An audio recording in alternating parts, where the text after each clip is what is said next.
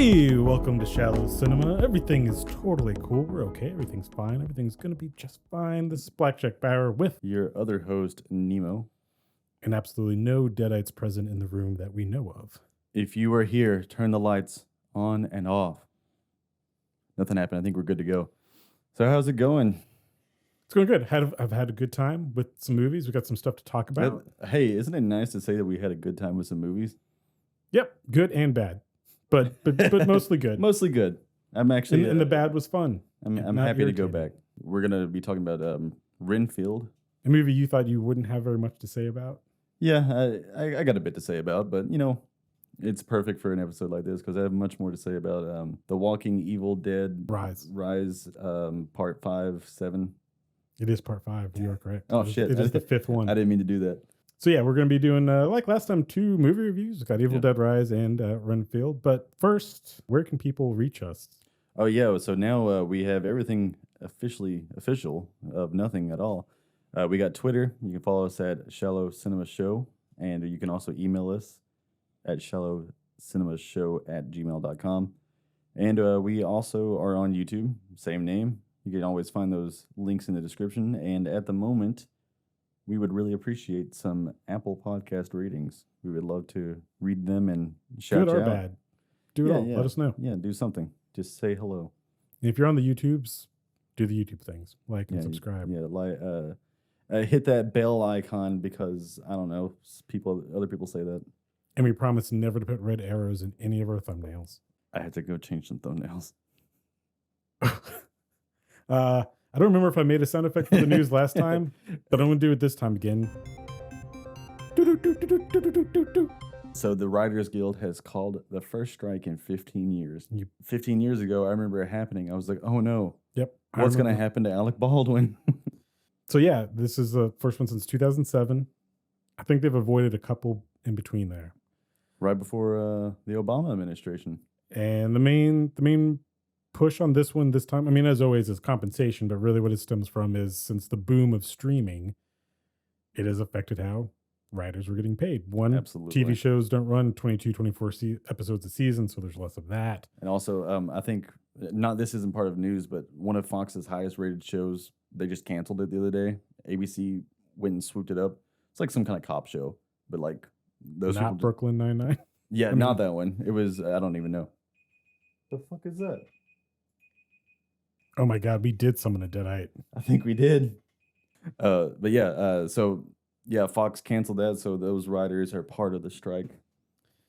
On top of that, so I think deals, contracts are and worked out differently for a streaming show versus a network or a broadcast show or even HBO show, and at this point too, like the stuff even made for that count because a lot of it goes immediately to streaming day and date or whatever. I can imagine it gets old when you're sitting there in the writer's room when you're like, hey, I've got this really good idea. Fuck you, we're not going to use that. And I've seen people saying, like, who cares? Let them go and strike. You know, maybe Hollywood will improve or whatever. And like, so getting this junk, it's like, you realize that. I mean, I'm not saying there aren't bad writers because there's plenty of them, but like, most of the writers probably wanted to do good stuff. It was the studio who made them do this terrible stuff. Most producers can fuck themselves. And having lived through the other writer strike, which we're gonna see an impact, even if they solve it today, which they're not doing. One, your nightly talk shows and SNL, for instance, that's probably not going to be on this week. Probably not because that's written on the day for the week. That one SNL dude. You're doing real good with that one Fox show, that one SNL dude. Yeah, I don't know what the fuck. It was called like, the Fox show was like 911 something. Oh, Lone Star 911? That's it. They canceled that? That was huge for them. Yeah, and I guess ABC not huge swooped enough. it up. Seth Meyers, yeah. Seth Meyers. Yeah, apparently he's standing with his writers and he's striking with them. Well, I mean, even if the hosts weren't, like, they don't have writers to write. He's probably like, this is in my best interest. I did see James Gunn is also standing with this. He's walking away from Superman Legacy, which he recently, confirmed he was writing and directing. He's got a gun. However, he will still cross the picket line as an executive. Yeah. Because he's not just a writer. So he's in a interesting position. But still, it's good that he's like... But then again, also, you have to wonder, like, well, are you done with the script anyway? Does this really matter? Is James Gunn the new person to suck off now that Kevin Smith is dead and buried? Kevin Smith is actually out there promoting a new horror movie. Oh boy. I didn't. It's not in the news, so we'll have to. It'll be a spoiler. We'll talk about it next week or whatever. But the other thing to note is what you're going to get is a lot of reality TV is going to boom, and because that happened last time. You sure did. You don't need writers. That's where Honey Boo Boo came from. And some movies will still push forward.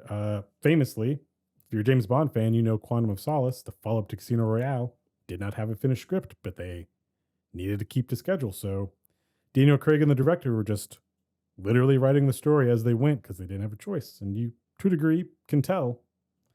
I think Transformers 2 also did not have... And now that one, you could argue like that probably did make a difference. Exactly. But it didn't have a finished script. And some of these things, there are probably some movies that are currently in production that either will not stop because we got to do this, and it's going to suffer, or some that will be pushed back. But they won't want to do that because they're just now getting their feet back from COVID. Yeah, so it's like the worst time. So honestly, I do think the writers deserve to have better. Well, the other thing that they're fighting for as well is contract agreements on not using AI to write scripts. That's very reasonable. How about you just don't do that? Not feeding an AI writers past scripts to have them write stuff for you. Exactly. Or having a writer clean up and fix an AI script.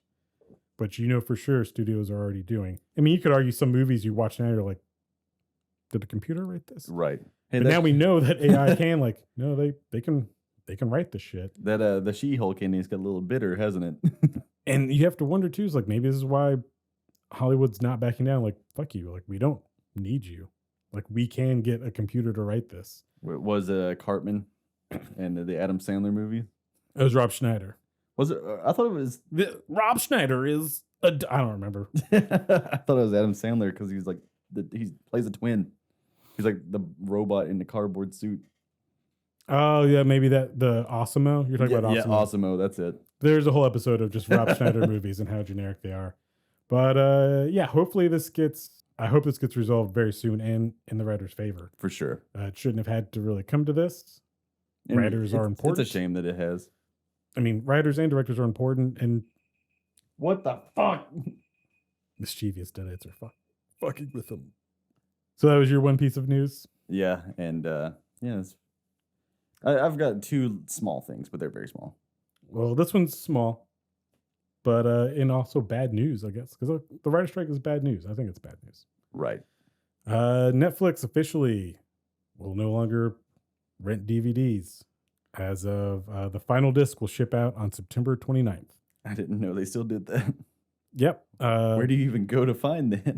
I think you still can do it through your Netflix account on your computer. I've never seen that. Apparently, a couple of years ago, they bought the name DVD.com. That's weird. Which is where technically it's what they're closing. And I think they started separating their DVD rental. Yeah. Went through that in Netflix's streaming of Netflix. Is the person who's got the last DVD going to be famous now?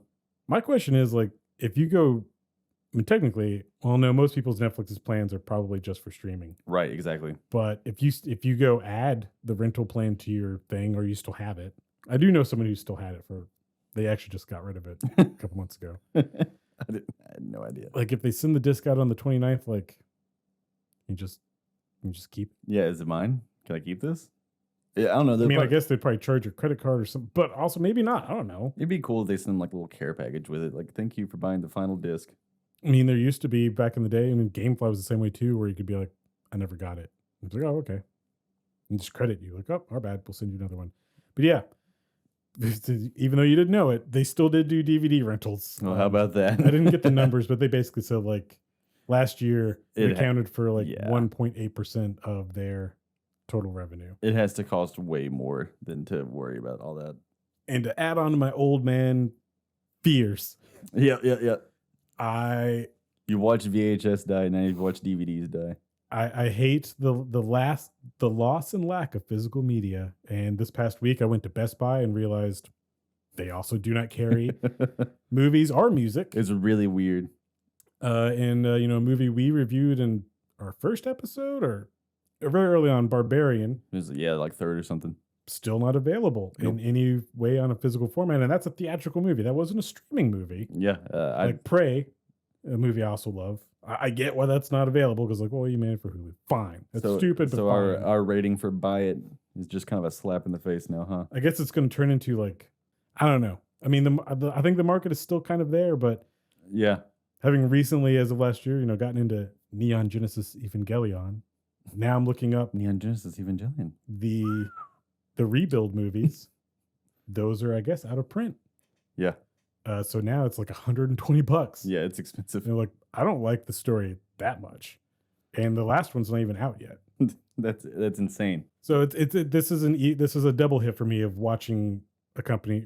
Partially, they're probably just like, well, yeah. Also, studios aren't producing movies on DVD, so And Blu-rays never really stood a chance, did they? well, video games, as long as they continue to. Best Buy still had physical video games, There you go. but I wonder what's going to happen to like Redbox. Hey, I mean, Redbox already is moving into streaming. that's like it. you That's can a really stream through Redbox. That's a really good point. And my girlfriend, actually, I was mentioning that. She's like, wait, Redboxes still exist? Like, yeah, they're still at like every grocery store. Hey, if you just go one county out of the city, they're everywhere. My next piece of news is that the Alien series cast has finally got its lead. I thought the Alien series was never going to happen, but I guess they officially announced their lead. It's Sydney Chandler, who has been in nothing at all. She's been in a couple shows, and the only thing me and you have ever seen her in was, like, I think one of her biggest roles, and she was one of the women in Don't Worry, Darling. That's it. I couldn't even tell you which one she was because she was definitely a background character. Was she the one who killed herself? She may have been. And this is for the series or for the new movie? The new series, yeah. There is a new movie being made as well. Yeah, this is for from an Evil Dead alumni, Fede Alvarez. He did the 2013 reboot of Evil Dead. This is Noah Hawley's television show. I wonder if they're going to be tied together, the movie and the show. Knowing Alien's track record, absolutely not. I mean, I don't need them to be. There's enough in that universe you can do whatever. Yep. All right, well, cool. I mean, I think having an unknown is... I think that's... Actually, it's probably better. I think that's much better. And I'm looking forward to both. That Yeah, series. I love I like Alien. Noah Hawley. I mean, Fargo was great, and Legion was also very, very good. And he was doing a Doctor Doom series, which clearly is not going to happen. Yeah, that's not happening. I would like them to take the storyline of something very similar to Alien Isolation, Ripley's daughter. Apparently, there's some sort of element of that in the new movie. Either one. I literally just saw the headline on my way over here. Oh, cool. Fede Alvarez, like, Alien Isolation makes a cameo in the new movie, which Good. I don't know what that means, but I mean, maybe it is Ripley's daughter makes a cameo in the movie. I think that game is very good. It has a great story. The story of that game, when I played it, I was like, you should just make this a movie. Absolutely. Like, if you want to stay in that universe and want to keep the name Ripley, which you don't need, but like, if you feel like you need to do that, this is a really good story. It adds to it. I liked it. Okay, my other piece of I got a couple other pieces of news, but okay, yeah, I'm out. These are mostly small, but Mortal Kombat 2, the movie, not the game, is going to be filming soon, and that's going to run. The filming is going to run through September of this year, but it's going to feature Shao Kahn and Baraka and Quan Chi, Sindel, and Katana. If you don't know who any of those names are, well, then you're clearly not a Mortal Kombat fan. Yeah. But most of those are bad guys. And it does indicate that I'm worried that they're still not going to just do the tournament. This seems like, so you're going to jump right into just under more of the war. But okay. Yeah. But there is a new writer.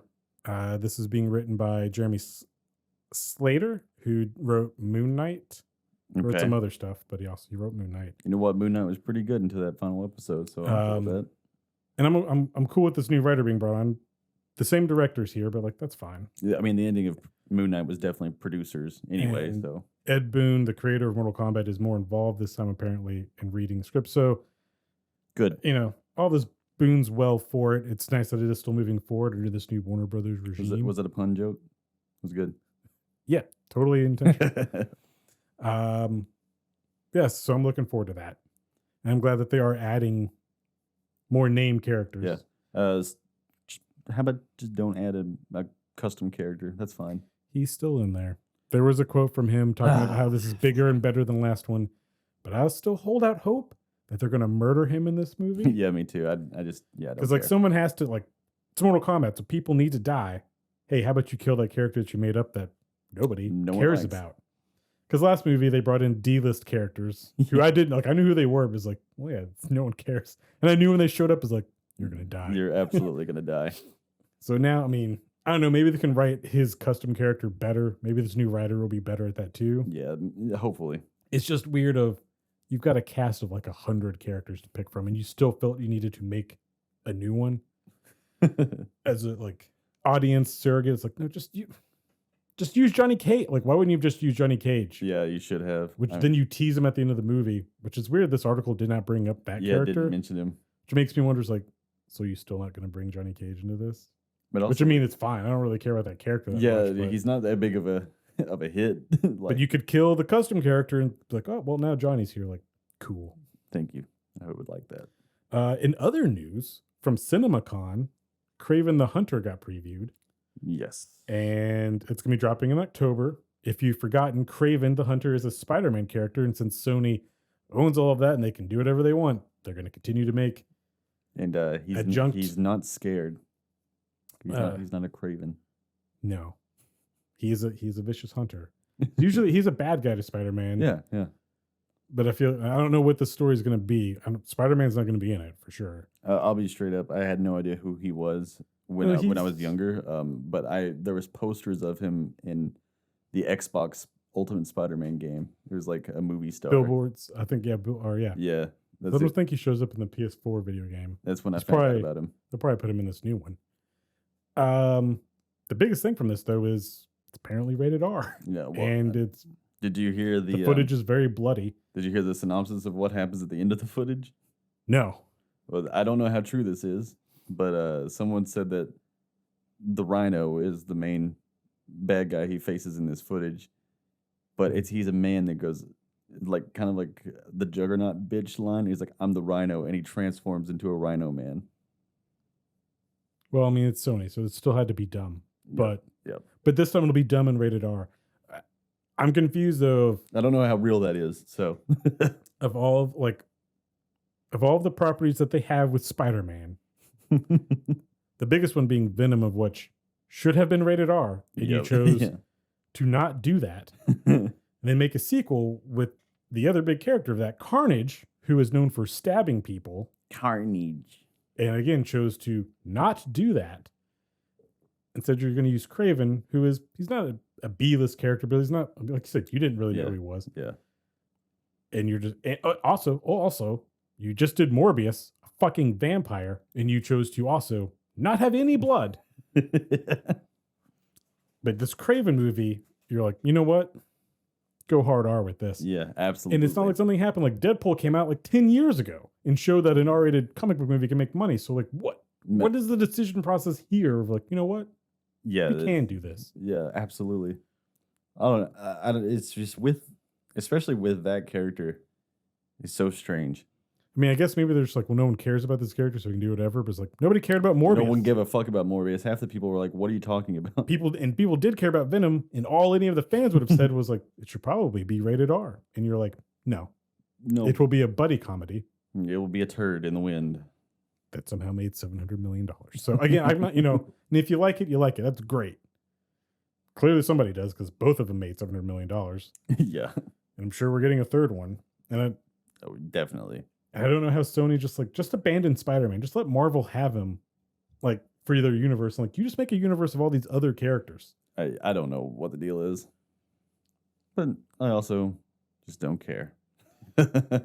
And my last bit of news, also kind of bad news, and bad news for me, and it'll lead us into our next segment. This is what's called good podcasting. It's a segue material. Absolutely. The Transformers: Rise of the Beasts is reportedly a mess in editing. More so, and this is from the Hot Mic podcast. You don't need to listen to me, just listen to us. But it's got industry insiders in there, and they both indicate that they've heard from people they know that work within the studio that this film has gone through 5 different editing teams and 12 different edits, and they're all arguing over different cuts of the flick. So I don't know if the movie itself is a mess, or if it's no one can decide what version of this movie that they want to put out. Editing is very important. It absolutely is. Just down to different versions and like pacing and things like that. So we'll talk about in some of the reviews we do today for sure. But the last time that we really knew of a big editing kerfuffle with the movie was David Ayer's Suicide Squad. Yeah, that's where a pretty big he one. had to cut, and then a trailer company got to cut the movie. Both of them got negative test screening reactions, and then the studio decided, what if we just mash them both together, which was what we got. So even worse. Yeah, let's do the House of the Rising Sun another time. And I don't know if a trailer house is being involved in these edits or it's actual editors or whatever. Right. But I don't know how you get to this point and not know what your story is or what your edit is. Or also, then just go to the director and be like, what is you shot all of it. What version of the story do you see this as? Please. That's if you can't decide that then that's what it should be. I mean, I'm always in agreement of the director should be in the editing room regardless. Absolutely. Because again, they shot the fucking thing. He's just going to be like, they're going to open his door and be like, hey, can you help us out? And he's like, I'm playing with the gorilla and Optimus Prime. The gorilla is it's Optimus Primal. But he's just with his desk like, smashing my toys together. The monkey. They're like, genius. But I mean, this is a blockbuster movie, so I get it. The studio's involved, and this is technically a return of a franchise. Transformers has been dormant since Bumblebee, and that was 5-6 years ago. Yeah, sometime. And that one was good. Didn't make as much money because it was burdened by the last two turds that rolled through the wind before it. Yeah. But this does seem to be following Bumblebee. I think as far as like continuity is like, yep, Bumblebee still happened, and now this is a sequel to that. I think is what they're doing. Because I thought it was a prequel. Bumblebee took place in the 80s. This is taking place in the 90s. Oh, I thought that this entire movie was straight up a prequel. It could be a prequel to the Bay movies, but I think at this point they are just saying, forget those. The Bay movies are done. Like this is now it's a reset timeline. Sure. But let's go with that. I mean, I only know it's the 90s because the new trailer, which we'll talk about in a minute, literally opens with 1994. It's like, oh, okay. Well, you know, well, let's go right into it. I guess it had to explain why I was like, why are the Twin Towers there? Which is still to this day, you know what? That image was still weird of like Bumblebee. I know that they would be there in the 90s. I get it. They hit the Pentagon. But it's kind of weird that you put them in there just because like they're not there anymore. But so I'm a little worried because this movie comes out on June 9th. So that's a month away. And if you've noticed, hasn't been a lot of publicity for it, which I think is because they don't know what they're doing. Nope, they have no idea. But we did just get a new trailer for it, so we should probably go down to the trailer park. I did just see the new version of the Rise of the Beasts. Optimus Prime. When I saw this trailer, I was in the theater again, and oh, you got the new one in the theater? I sure did, and it was before Evil Dead. Nice. And you know, at first I was concerned because I was like, "Oh no, does this theater's audio suck?" But no, it's just this trailer's audio mixing was terrible. Like the music was too quiet, and the scenes were so silent and going on for so long at some parts that it just felt like I was watching a sizzle reel. It's weird. I watched it on my phone. I didn't have. Yeah, it was very strange. I didn't have any audio issue with. Yeah, no, everything played good on my phone. Yeah, so the next trailer was a stupid Will Ferrell movie where he's a dog that I don't give a shit about, and that audio was fine. That also played before my Evil Dead. But yeah, this Transformers trailer was just like really, really weirdly quiet, and it had it was DMX music playing. I wonder if they got a bad file of it. It could have been, but it really just looked really boring. Like, I don't know. The first trailer, like I didn't really like the music, but at least it was kind of a hyper trailer. This one just felt like it went on. My issue with this, what you see is about half of this trailer is stuff you saw in the last trailer, which that's fine. Don't give me the whole movie. I think the beginning of it was an extended version of the scene with the gorilla jumping out of the water. There's a little bit more of him like swinging around before he hits the water. Yeah. And then we get the 1994 like little title card bit. Then there's new footage here, And a lot of it, I do think, is presumably probably from the end of the movie. Yeah, because there's like a big war happening, and you see some, And you get a bit of a wonder. you see some Transformers. And I'll give them this again. Nice, of course, it's all digital, but a nice wonder in difference of the Bay movies of like, oh, the camera is steady, and I can see everything that is happening. It was actually really nice. That part is just I shame I don't know what's going on.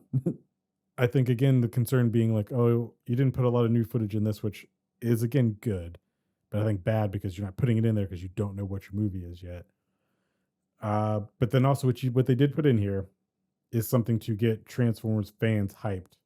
The biggest thing being the reveal of a giant planet-sized Transformer called Unicron, which if you've seen the animated movie, that is the villain. Yeah, so this means nothing from to the me. animated movie, and he's been now at this point since that movie been a big like he's actually in the last Bay movie.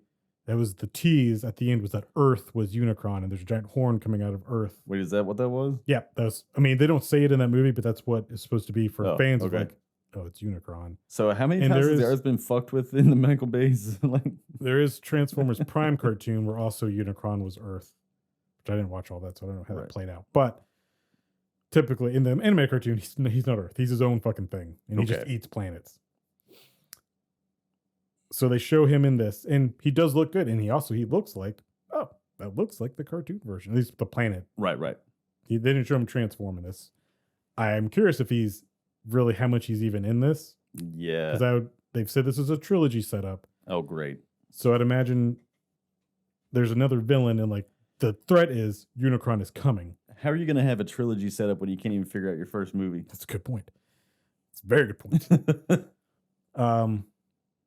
But, you know, all I've wanted from this is just fucking remake the animated movie from the 80s.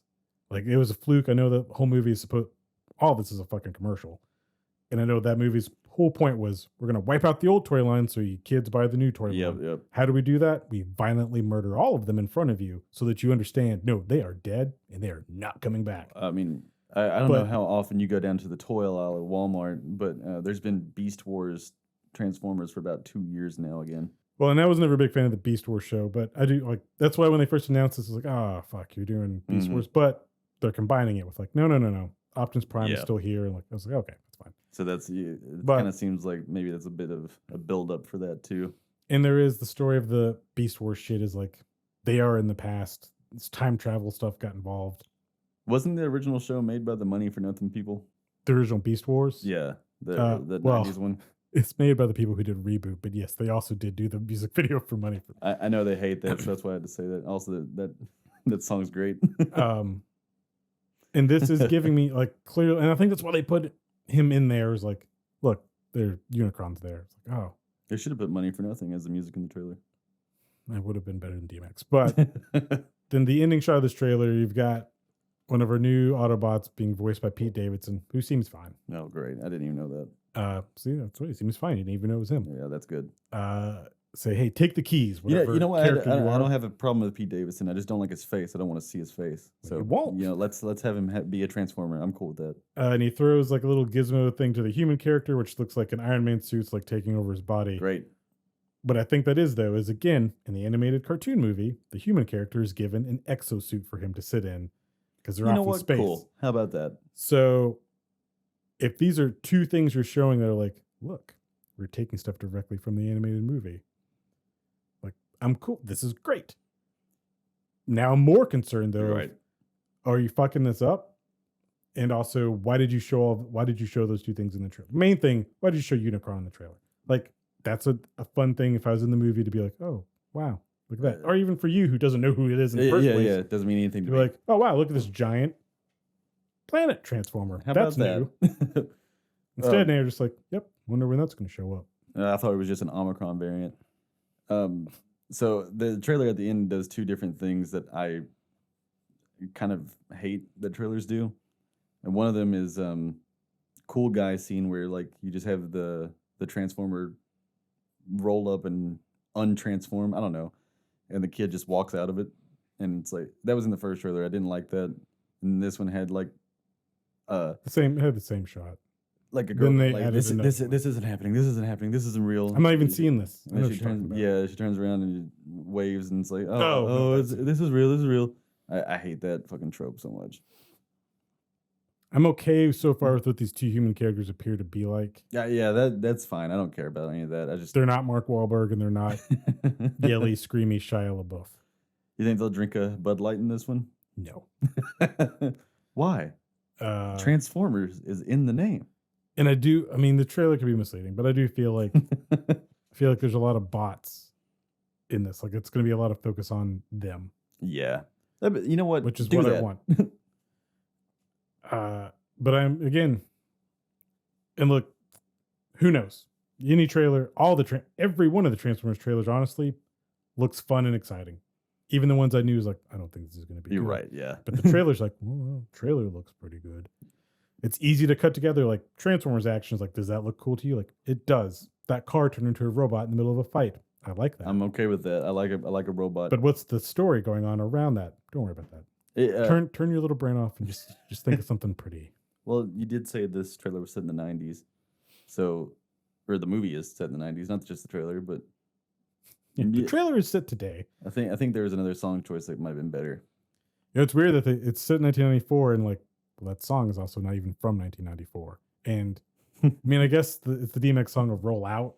Yeah. So I guess it makes sense for the Autobots, but like you didn't even have Optimus Prime say "roll out" in the trailer. No, he just said "I'm coming," which he says a lot over your face. I'm pretty sure he says that in every Transformers movie, some variation of "I'm going to come." His last two appearances from Michael Bay, his most repeated line was, "Let them come. I'll kill them. I'll kill them all," which not a very Optimus Prime thing to say. Remember when Optimus Prime shot someone in the face? Oh, look, I do actually like that. Remember when he ripped his hand through a guy's chest and showed him his own face, then crushed it? That was the second one. That was the writer's strike version of Optimus Prime. And you know what he said before he did that? He said, "Give me your face." Which wasn't even a callback to a previous line. It's just a thing. He was like, before I do this, I want you to know what's about to happen. What a great time. But so yeah, as Rise of the Beast, the trailer's fine. It's what it is. It's what modern trailers are. I like the one or shot just because, like, cool. Look at all the robots that I know and recognize. Like, that's neat.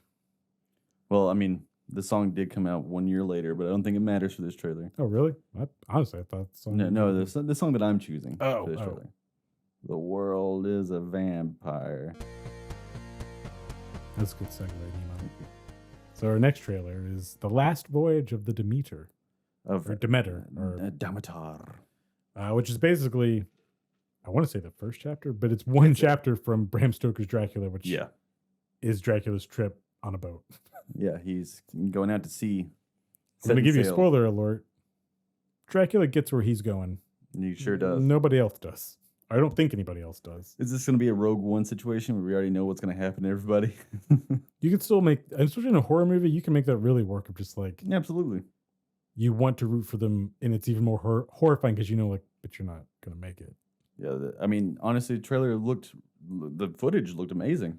It had a very good, I don't want to say gothic, but it had a good horror vibe and not like scary movie jump scare vibe, just like good and creepy and like a nice, a very realish looking boat or ship set. I don't want to spoil it, but there is a show that has a very similar looking version of a Dracula.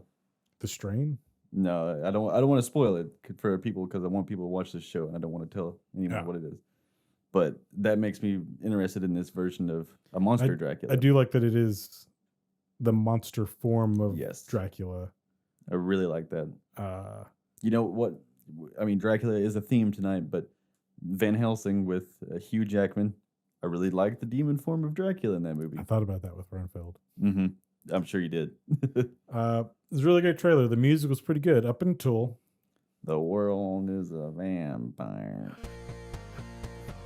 It literally sucked me right up out of my seat and out of this trailer. And just like, I was distracted for the whole rest of the trailer. Someone, because then I was listening to hear like, oh, are the rest of the lyrics going to kick in? Yeah, exactly. Are you going to have like, is this going to be, a remix of this song into the score type of thing? You could have one of those people on the boat shaking around, screaming, be like, right in a cage or something. It works. But nothing. No. Nothing else. That's it. So it's just you like, just get a little bit of the bass beat there. You had a line of, a lyric that said vampire, and you put it in, and it's not even the anachronistic element of it of like, why is a song like this being played over a period piece type of thing? No, not at all. It's also like, who is it for? It's so weird. Like, I know what the song is, but like, it just distracted me. Is this for The Rock? I guess The Rock. And you likes came the up song. with a better, or Yeah, no, literally. or you came up with the song would have been better, which Yeah. was the Morbius trailer. Yeah, the Morbius trailer plays "People Are Strange," which is from the Lost Boys, giving which is it like, that good that's a connection very to clever vampires. thing for a very dumb fucking Because movie. it's not like, because the big song from Lost Boys is "Cry Little Sister," and they didn't use that; they used this one. And You know what? That They sh- song would have worked better here, they should have swapped them. and because there's so many remixes of that song too, of like dramatic score There's of like like 70 different you could versions. have put that in there, and I would have actually been like, that's clever. Yeah, That's good. They done like the Atreyu version or something, But or, no. the Aiden version, not Atreyu. But no. That'd been good. Just one Billy Corgan. The world is a vampire. I still think the is. movie looks good, but this is a dumb trailer Yeah, it's because of that. it's actually upsetting because the movie looks so cool. And in talking earlier, I told you, like, this is something me in high school, Yep. if I was making a trailer, I would have done. It throws the vibe off so much. And again, most people probably didn't pick up on it, probably didn't notice, probably don't care. Probably Our audience in is their probably faces just and like, popcorn. why are you all so angry about Yeah, this? right. So there's another movie or a show, sorry, on Netflix. I think you're thinking of Hulu. No. Oh, no. Oh, are you thinking of, what is that, 17? Yes. 1899. It's a sequel. It's kind of a pseudo sequel to like Dark. Yeah, it could be a possible in-universe, but we'll never know because they canceled it. Thanks, Netflix. Yeah, the trailer for it plays All Along the Watchtower by Jimi Hendrix and uses that version of the song in a much more unique way. It actually gives a nice vibe to the trailer. Well, and it still has the same... It actually builds kind of into the thing. score. Exactly. Whereas this, again, was just like one needle drop and then just back to the score. Despite all my rage, I'm still just a bat in a It coffin. was almost like, hey, Fuck! Are you a kid and you don't know that this is a vampire story? Well, let me tell you. Even though, again, like, wait 10 seconds and a character in the trailer goes, I don't remember what they say. Actually, I don't remember what they say anymore. Yeah, because I got so distracted. I got so like, distracted. why did you use that song? And the thing is, too, is like, I know you had to pay for it, and that's not a cheap song, I imagine. Yeah, you know what? It might be. It's been in quite a few things recently. Black Adam. Yep. Also used poorly. As soon as I heard it, I saw And it's, you know what? It's a song that I really like. I saw The Rock's smiling face right in my head. Could be used easily in a lot of movies in a very cool way, but you're not doing it. At all. What's our next trailer? Let's get off this one. Are you hungry for vampire stuff? What about some Hunger Games, snakes and sparrows, This and bites. songbirds and whatever? Makes me want to step out into the sun. So much like how you thought Transformers as the Beast is a prequel, and technically The Last Voyage is a Dracula prequel. Sure. This is a prequel to Hunger Games, a series that I don't really care about it or like at all. Yeah, but I watched the first two and maybe half of the third one, and I fell asleep and never watched it again. But I don't hate it, and I think the premise itself is good because the premise is Battle Royale, which if you've never seen Battle Royale, highly recommend that over Hunger Games. Come on, Fortnite is the biggest thing in the world. You know what a battle royale is. I hate you so much. But even beyond just the premise, the Battle Royale premise of Hunger Games, Yeah, the actual world, which I think it's maybe, vampire. I think maybe the third one showed a little bit more of this, where I was like, oh, I'm interested in that. I'm interested in the political system of what's running this world. And I think the continent's called Pan Am now. I'm sure the book probably explains like what happened or whatever. But I'm like, oh, I'm interested in this. But the movie's like, well, too bad. We're not going to focus on this. We're going to go, Katniss has boy problems. Okay. Peter. And I saw all the Hunger Games movies. Okay. Because I did think that, well, when I was doing I was doing another podcast at the time. And I did think like, oh, well, this is going to go somewhere. It didn't. It didn't. I mean, they win, I guess. But, and so this is taking Donald Sutherland's character, President Aldous Snow, and showing us him as a younger version, and apparently before he was president. Okay, so was was that Philip Seymour Hoffman's character? No, Donald Sutherland's character. Okay. Philip Seymour Okay. Hoffman's character, I don't remember his name, but he was the game master. Got it, or okay. He created the Yeah. different things in the game world. Cool. We also get the young version of Stanley Tucci's character. I don't remember his name, but Jason Schwartzman is playing Oh, him. yes. That'll segue us into our next trailer. Yes, it will. So there we go. Yeah. Look, this doesn't look terrible or anything. It's directed by Francis Lawrence, who it's fine until just Tyrion Lannister comes in for me. You have a problem with Tyrion Lannister being there? I gave it just because he was talking like Tyrion Lannister would. Sure, he even has a line. It's like, "Do you see that? Snow. There's falling. snow. Almost like winter is coming." That's his last. That's the other character's last name is Snow. Like Jon Snow. Assume he. Oh, yeah, it is. I assume he's taunting Donatello. It was giving me Eternals vibes with how many times they said Cersei. I'm guessing, and here's the thing: this isn't just Hollywood being bankrupt. Turns out this is also a book. Yeah, you know what? Cool. She did write this book as well. So Fantastic Beast and the Hunger Games, where to find them. This will probably be better than the Fantastic Beast series. Let's hope they are. I think Lionsgate's probably got more integrity than Warner Brothers. I don't know if they do. I'm sure someone out there will have a problem with what you just said. Write us at Shallow Cinema, whatever Nemo said earlier. Look, again, the world is interesting. This could be a cool exploration of it. I guess even though they say this is the 10th one, this seems to be like the actual beginning of... Oh, I thought it was the 5th one. No, they say at the beginning of the trailer, like, I'm inviting you to the 10th. Talk about the movies. Is it the 5th one? I mean, Mockingjay or whatever. Yeah, because it's trilogy, but part 2. Yeah. You're right. It is the 5th one. But realistically, though, this trailer, while it's really not for me, it looks good. Yeah, it doesn't have the look of, we're just doing this because. And as far as I know, it didn't have a pop song in it. Nope, just had score music, which also... There you go. Yeah, good job. Way to go. And also, you know what? It didn't have a little stinger tag scene at the end of the trailer. No, it just ended with the title and was like, see you in Thanksgiving. Happy Thanksgiving. Maybe that shows like, maybe you made a good movie and you're confident. Like, we don't need to do any of this other stuff. Like, it's fine. Maybe they're preparing us for this because it's about to happen in real life too. I'm good with that. Yeah, fuck it. What's our next one? This is the one that you wanted to do. Not Atomic Valley. Asteroid City. Asteroid City, yeah. Sounds like a David Bowie song, but it's not. It's a Wes Anderson film. I'll tell you what. This looks like every other Wes Anderson film. But it looks funny. Looks more funny than his last couple have seemed to be. Like genuine comedy funny, not just dry wit. This seemed to have jokes. Granted, everyone seems to be talking like this as if they have no feelings nor emotions about anything. I'm in a play and I'm just reading my lines. I'm sorry. Did I agree with you? I don't know. I think I saw it. I think I said it in my head. Oh, that made me. That actually. yeah. that actually did. That was the joke. Was like, that was funny. Yeah. Wes Anderson. And also, is there an alien in this movie? Yeah. Maybe it's the creature from Nope. That'd be pretty cool. That would be an interesting crossover. I mean, Jeff Goldblum's in the movie too, so there's. Is he? I'll tell you what. I lost track of the names. Yeah, it's the last name that they show in the trailer. I thought Margot Robbie was the last name. No, it's like at the very end. It was like, and starring Jeff Goldblum. Oh.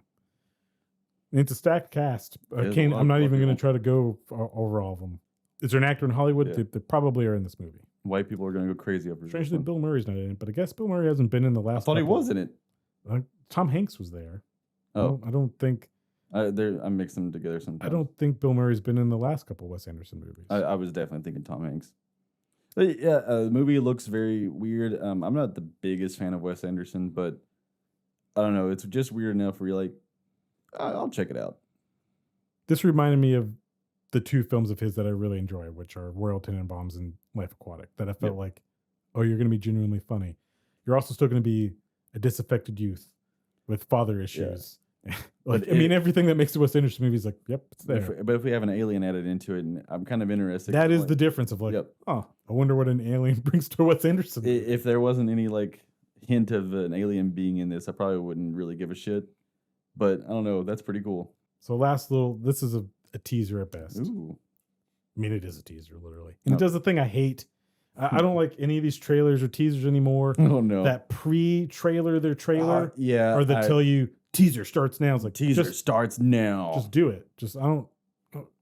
Whose attention span is so small that they're like, nope, you didn't. It has to be for like YouTube skip ads. But one of my favorite games of all time that is from a dead genre It's Twisted Metal, and it is getting a TV show, and Oh, it's how about official. that? I have not seen this. And they released the teaser this week. So the show's starring Anthony Mackie and some other people, but he's Okay. the big name. Okay. Presumably, or I take that back. Will Arnett is also in it, doing a voice. Okay. So this is a 30-minute action comedy, which, you know what, suitable for Twisted Metal, honestly. Yeah, that's completely fine. The teaser, which it is just a teaser, but it has a very fan film look to it for the majority of it. I just can't believe that they're actually making something out of this. And they're not doing, which again, I don't kind of know how you do the story or stories, because I mean, the game is essentially a fighting game. You go through like 8 different levels, blow everybody up, and you get like a Twilight Zone monkey's paw twist of ending. This looks like it's taking place in a post-apocalyptic world, which maybe it's after the competition, like, well, the world's all fucked up. Yep.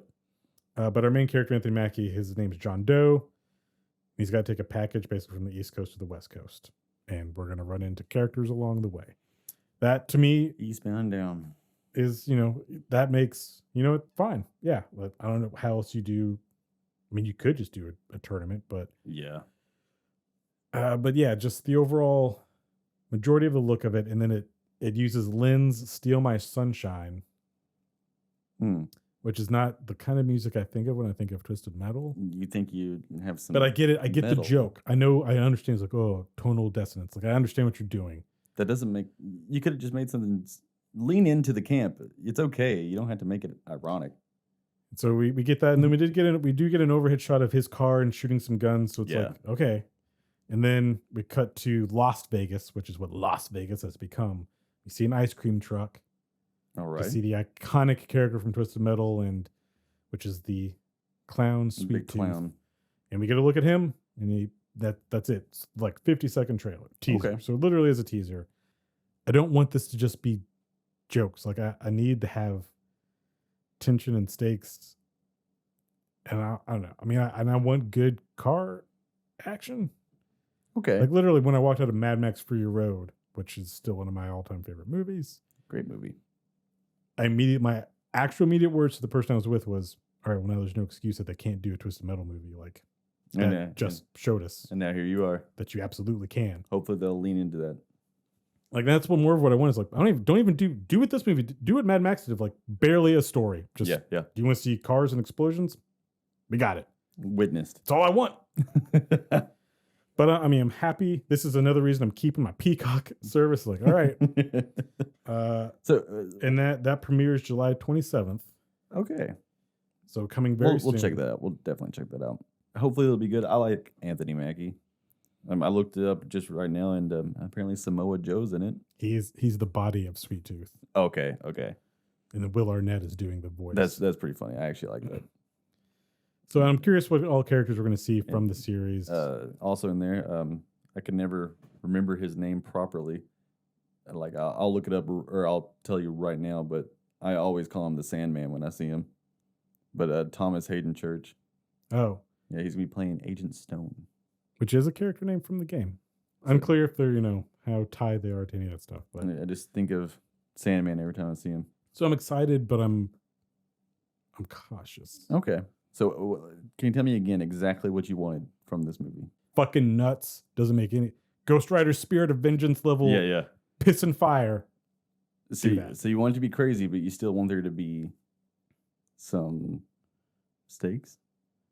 Oh, that was very good. Yeah, I do want stakes.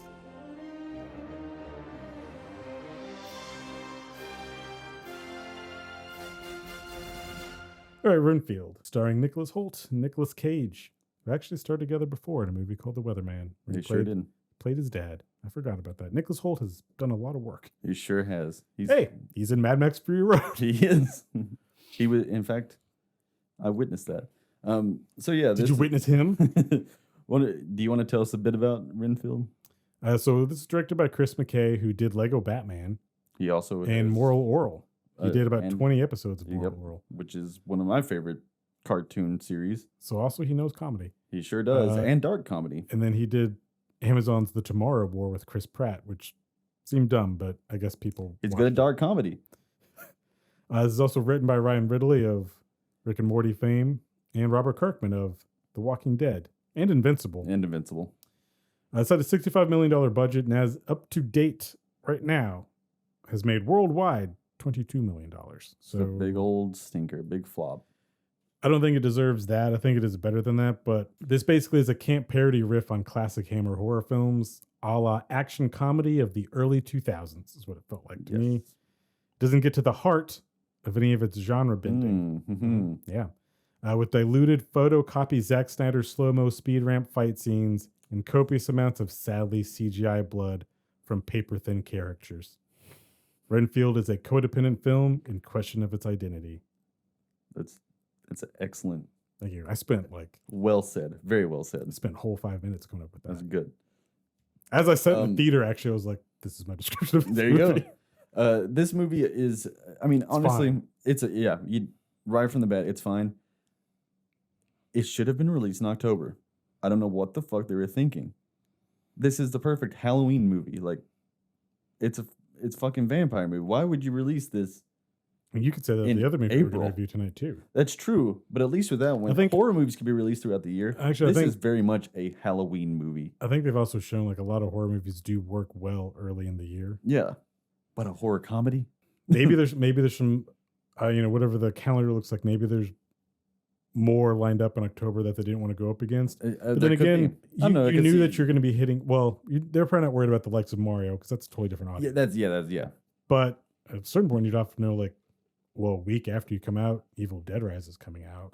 But and also we also have the Pope's Exorcist or whatever, which apparently is doing really well to the point where they're already working the sequel. I haven't seen a trailer for the Pope's Exorcist. It's a dumb title. You know what? I'll do a little shout out to Katarina. She said she really liked that movie. I mean, you know what? Maybe it's good.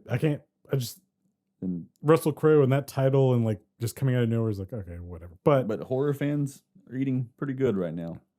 We really are. Even the schlock horror fans. Which is what. So, like I said, this is a movie in a crisis of identity. Yeah, it really clearly is. I mean, it's a comedy. I feel like some of the jokes, if you've seen the Brady Bunch movie from the 90s, which was technically an adaptation of the show, but clearly making fun of the show, right? Yeah, it's very tongue in cheek. And this is the Bela Lugosi Dracula, Hammer Films Dracula, brought to modern day, but we're kind of leaning into that's kind of silly, right? And I mean, this movie sold on. Do you want to see Nicolas Cage be Dracula? That's it. That's what it is. If anyone else played Nicolas or anyone else played Dracula, nobody would care. I wouldn't care. This movie wouldn't have, it wouldn't be anything. And I do really love vampire and Dracula movies, and I probably wouldn't have seen this. He does. He does exactly what you think he would do, and it's good. He's the best part of the movie. He is. He does deliver a sly wit and a caginess that you come for. While being able to occasionally find moments of malice and menace. There's a few parts where it's shit. Getting serious is I do believe he can fuck you up. That's my biggest disappointment before we get into any spoiler stuff. I kind of wish I saw a more serious Dracula movie with Nick Cage because he played the role so well. I'm not point saying would go be straight serious. But my point would be either go more serious or go more camp. Yep. And either one of those. I've got to talk about differences. The blood. I'm not a fan of CGI blood ever, unless it can be done mixed with practical blood or lit well enough. I think there's probably a lot of CGI blood in Zack Snyder comic book movies, but the way he shoots it, it's okay, well, it doesn't bother me. This it gets pretty old. It's immediate you can tell from the get go well, that's not real blood. There is one scene in particular that I was just oh, this is. And there's even awful. maybe this is on purpose, and you kind of know it's also there's no reason for this. You could have just done squibs or blood packets. It's wild. There's so much practical effect usage in this movie. I guess I would say this movie is gory, but also not really. It's weird that I am a gore hound, so it's hard to impress me with that. But it's because obviously we're going to compare stuff with this, but with Evil Dead Rising, there's a lot of gore, buckets and buckets of blood. I felt like this movie had more gore in it, but it was all fake, and our characters never got touched by any of the blood. No, that was and again, maybe you could have even made the joke of that. It could have been a joke because the cool scene in this movie is an escape from Renfield's apartment. They're fighting a bunch of cops and mafia dudes, and just he's going ham on them. It's still some sloppy action, which is weird because looking at this director's like, okay, well, you did do a big action movie, and like, but I haven't seen it. Maybe you're a Marvel editor. Yeah. Because a lot of the gunfights with Awkwafina, who we'll talk about, Yeah. I was like, pretty sure you would have gotten hit by those bullets, but whatever. Nicholas Hoult, some nice fights. At one point, he rips a dude's arms off. And the arms are practical effects. Like they are. When he's holding but the blood it's entirely CG. Yeah, it's wild. And then this fight ends with him slow-mo jumping from one level of this apartment to another and presumably breaking a person's back in half. Yes. But then you later see that person's body and they're all together. But it's a geyser. Actually, if you're an Evil Dead fan, it's an Evil Dead level geyser of blood that comes from this hit. But neither of our two characters who are right there have a single drop of blood on them. It is distracting. And even Dracula doesn't suck anyone's blood. He literally just bites them and moves on. I don't really understand that thought. It's not to say there's not good effects, because Nicolas Cage has, I want to say, 3 different full makeup prosthetic versions of Dracula. This is in the trailer. Actually, you know what? There's both of these things are in the trailer. One, the Pope blowing up at the beginning is like a practical effect, and it's gory, but it's not CGI blood. It looks like they just blew up a puppet or something, which is that's your lead into the movie. And then also, Dracula gets hit by the sun. He turns into a little corpse, and the corpse is definitely like a practical. And it was puppet. good. And I was like, that's when I'm watching the movie. I was like, oh, is this what the whole movie's going to be? Because this is what I like. This is what I want to see. And I even that's basically our setup, as we find they get run out of town after town after town, and now it's modern day. And after getting fucked up like that, Dracula needs quite a bit of blood to heal himself up. And he looks disgusting. And I thought that was kind of going to be our plot. But then we also get Awkwafina as a cop whose father was killed by this cocaine drug dealing family. And she wants to take them down. And her sister's an FBI agent. And the entire police force is corrupt. Yep. None of this is an entirely different movie. And again, it feels like a late 90s action comedy. Yeah, it's so out of nowhere. And it really does feel like maybe an SNL skit that went too far. And strangely, because I'm not a big fan of Awkwafina, but I actually liked her in this movie, except she has nothing to do in this movie. Yeah, I'm not a big fan of Awkwafina at all. I find her voice very annoying and grating. I felt like it was toned down in this. Usually she has a gravelly voice. She has been facing a bit of backlash over her accent. Oh, okay. Well, I don't know. So maybe she's trying to fix some of that. I can watch Renfield and this character, I don't want a romance subplot, but open up and deal with stuff if that's what this is going to have to be. Yeah, because... But she's not, again, she's really not given anything. And I'm not going to spoil the movie. My rating for it is stream it. And that's what I'm going to say. Yeah, mine is too. For a $65 million budget, which I assume most of went to Nicolas Cage. Yeah, probably. He's got T-Rex skulls to pay for. And castles. This looks like something that should have gone direct to HBO Max or Netflix. Well, HBO Max doesn't do that anymore. Should have gone straight to Netflix or Hulu. Prey looks better than this. It really, it's a shame. I think Prey's budget is smaller than this. It definitely is. And the other thing too, again, this movie is fine. Like I said, it's a stream it, but none of the different genres it bends into does it hit on. It's never that funny. I got a couple of yucks here and there. It's never that scary. The action's never that good. And it's not and there's stuff bloody. that doesn't you want to tell this bigger story, but it doesn't make sense. Eventually she does say the entire police force seems to be corrupt. So, well, then why aren't you also just dead? Why didn't they just kill you? You're clearly investigating this. Why wouldn't they just kill you? They killed your dad. And also you're annoying them. Why wouldn't they just kill you? And speaking of stakes, there are no stakes. I will spoil this. By the end of the movie, Dracula gets beat, things get undone. Every good person that died is brought back by Dracula's blood. Yeah, which also seems, maybe that could be a lead-in for a sequel, but I don't want a sequel to this. Yeah, I don't. I would love to see Nick Cage as Dracula again. Definitely rather see that. And whoever the costume designer was, come on back. And the scenes, the opening scenes, they actually input Nicholas Hoult and Nicolas Cage into the Bela Lugosi. I would have, and it's preferred seamless. That. Yeah, we saw Werewolf by Night did pretty well. People really liked that. You could have made the whole thing in black and white. You brought up Van Helsing earlier, which movie I couldn't even get through because it was that bad back then when I saw it. But I do like the movie. it also opens in black and white and being shot as a classic monster movie. Frankenstein says, "Why?" And again, this was another thing this was trying to hit on, right? Like that's what it kind of wanted to be a riff on. But it just becomes a 20-year-old modern movie. Right. Because again, I've never more seen something like this really feels like. I did want to comment Black on Adam. This and Black Adam are just like, huh. So the 2000s still exist. That's neat. I'm surprised that Renfield didn't do a sick kickflip. I'm surprised that Bullet with Butterfly Wings wasn't in this movie. Should have been. I mean, he's got to eat bugs, and people are shooting guns. Like, so there you go. The one thing I wanted to comment on, they all were using cell phones. It had to be a sponsored thing because they all had the same exact cell phone. But it's a very weird looking phone. I don't know what it was, but it looked odd. I kind of wanted Dracula to comment more on the modern world. Yeah, there's nothing. Like, he was just like, they're kind of shitty. And yeah, fuck them. I think we can go into spoilers with this now. This is a fun idea. It's a strong premise, but it's under-realized. They didn't go far enough with it. Some other movies I've seen recently that aren't terrible, but it's like, this is a better short film. Like, it didn't need to be a song like this. I get this was a good episode of Rick and Morty. Yep. Get this down to 22 minutes. Yeah, Rick and... Oh, geez, Rick. And you seem pretty confident being able to pick out, like, this is a Kirkman thing, this was a Ryan Reynolds thing. I could feel some stuff. There's a specific joke at the very beginning, which is actually one of the two... I don't remember the other one, but one of the two jokes that did make me laugh was a riff on hating fucking ska music. Okay, we'll go into spoilers now.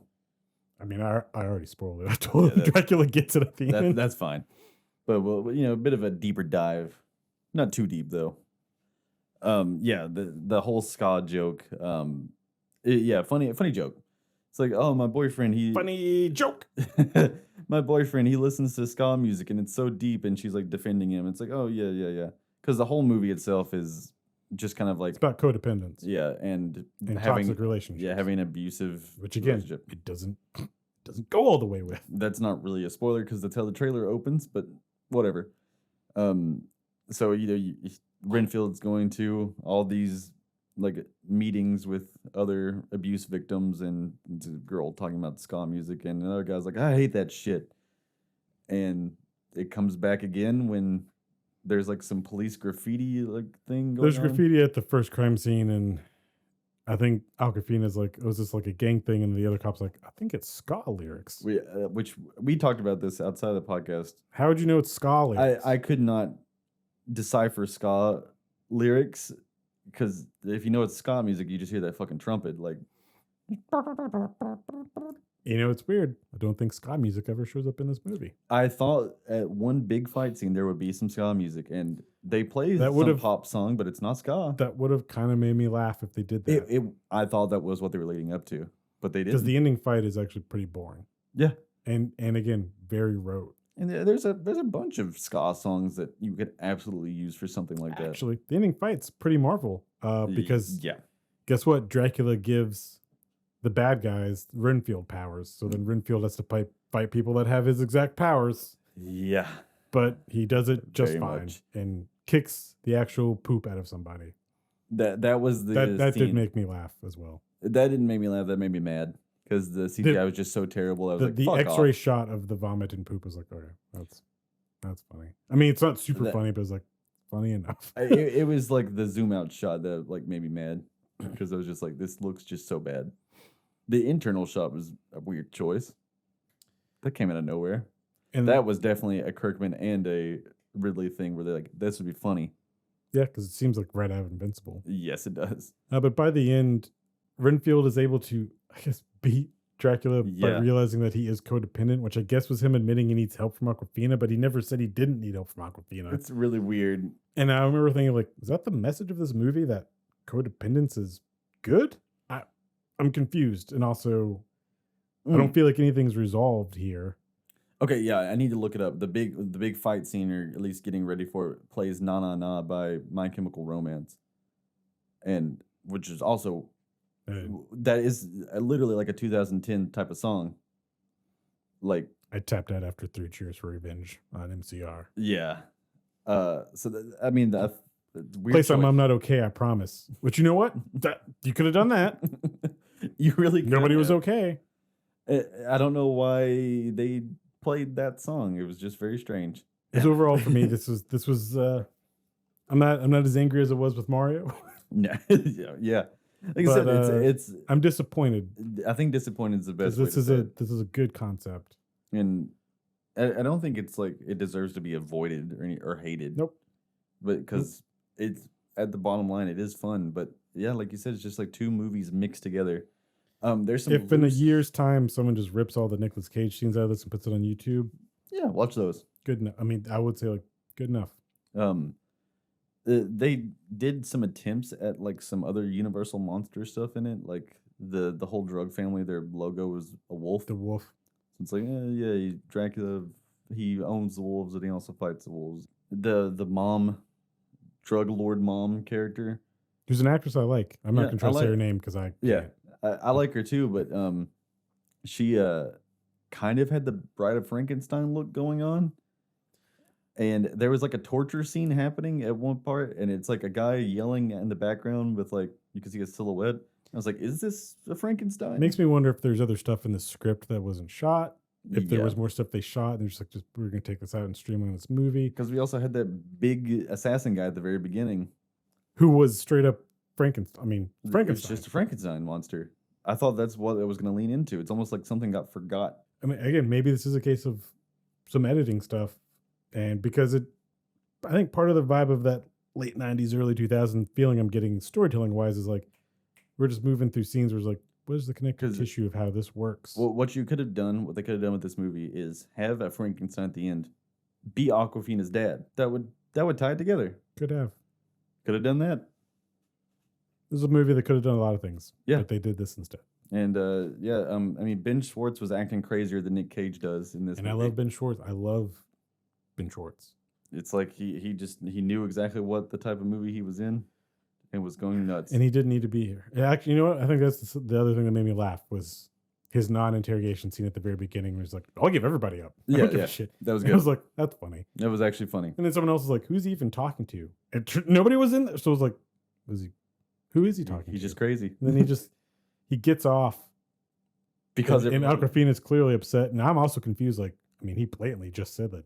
Like, and you caught him with cocaine. yeah, like, and you Like, th- and you I threw get it. cocaine This is at a cop. comedy and this is a surreal world, but like, how It's like the how absurdity. real of this, do I take any of this? the absurdity of the world? Because that's another thing too is people know Dracula as a myth in this world. Yeah. So Awkwafina is like no one the says Bram Dracula. Stoker, but like Dracula is what we would speak of Dracula now. Like we know he's a vampire. But I guess they don't. I guess that story must not exist because then they would also be like, "Oh, you're that Renfield."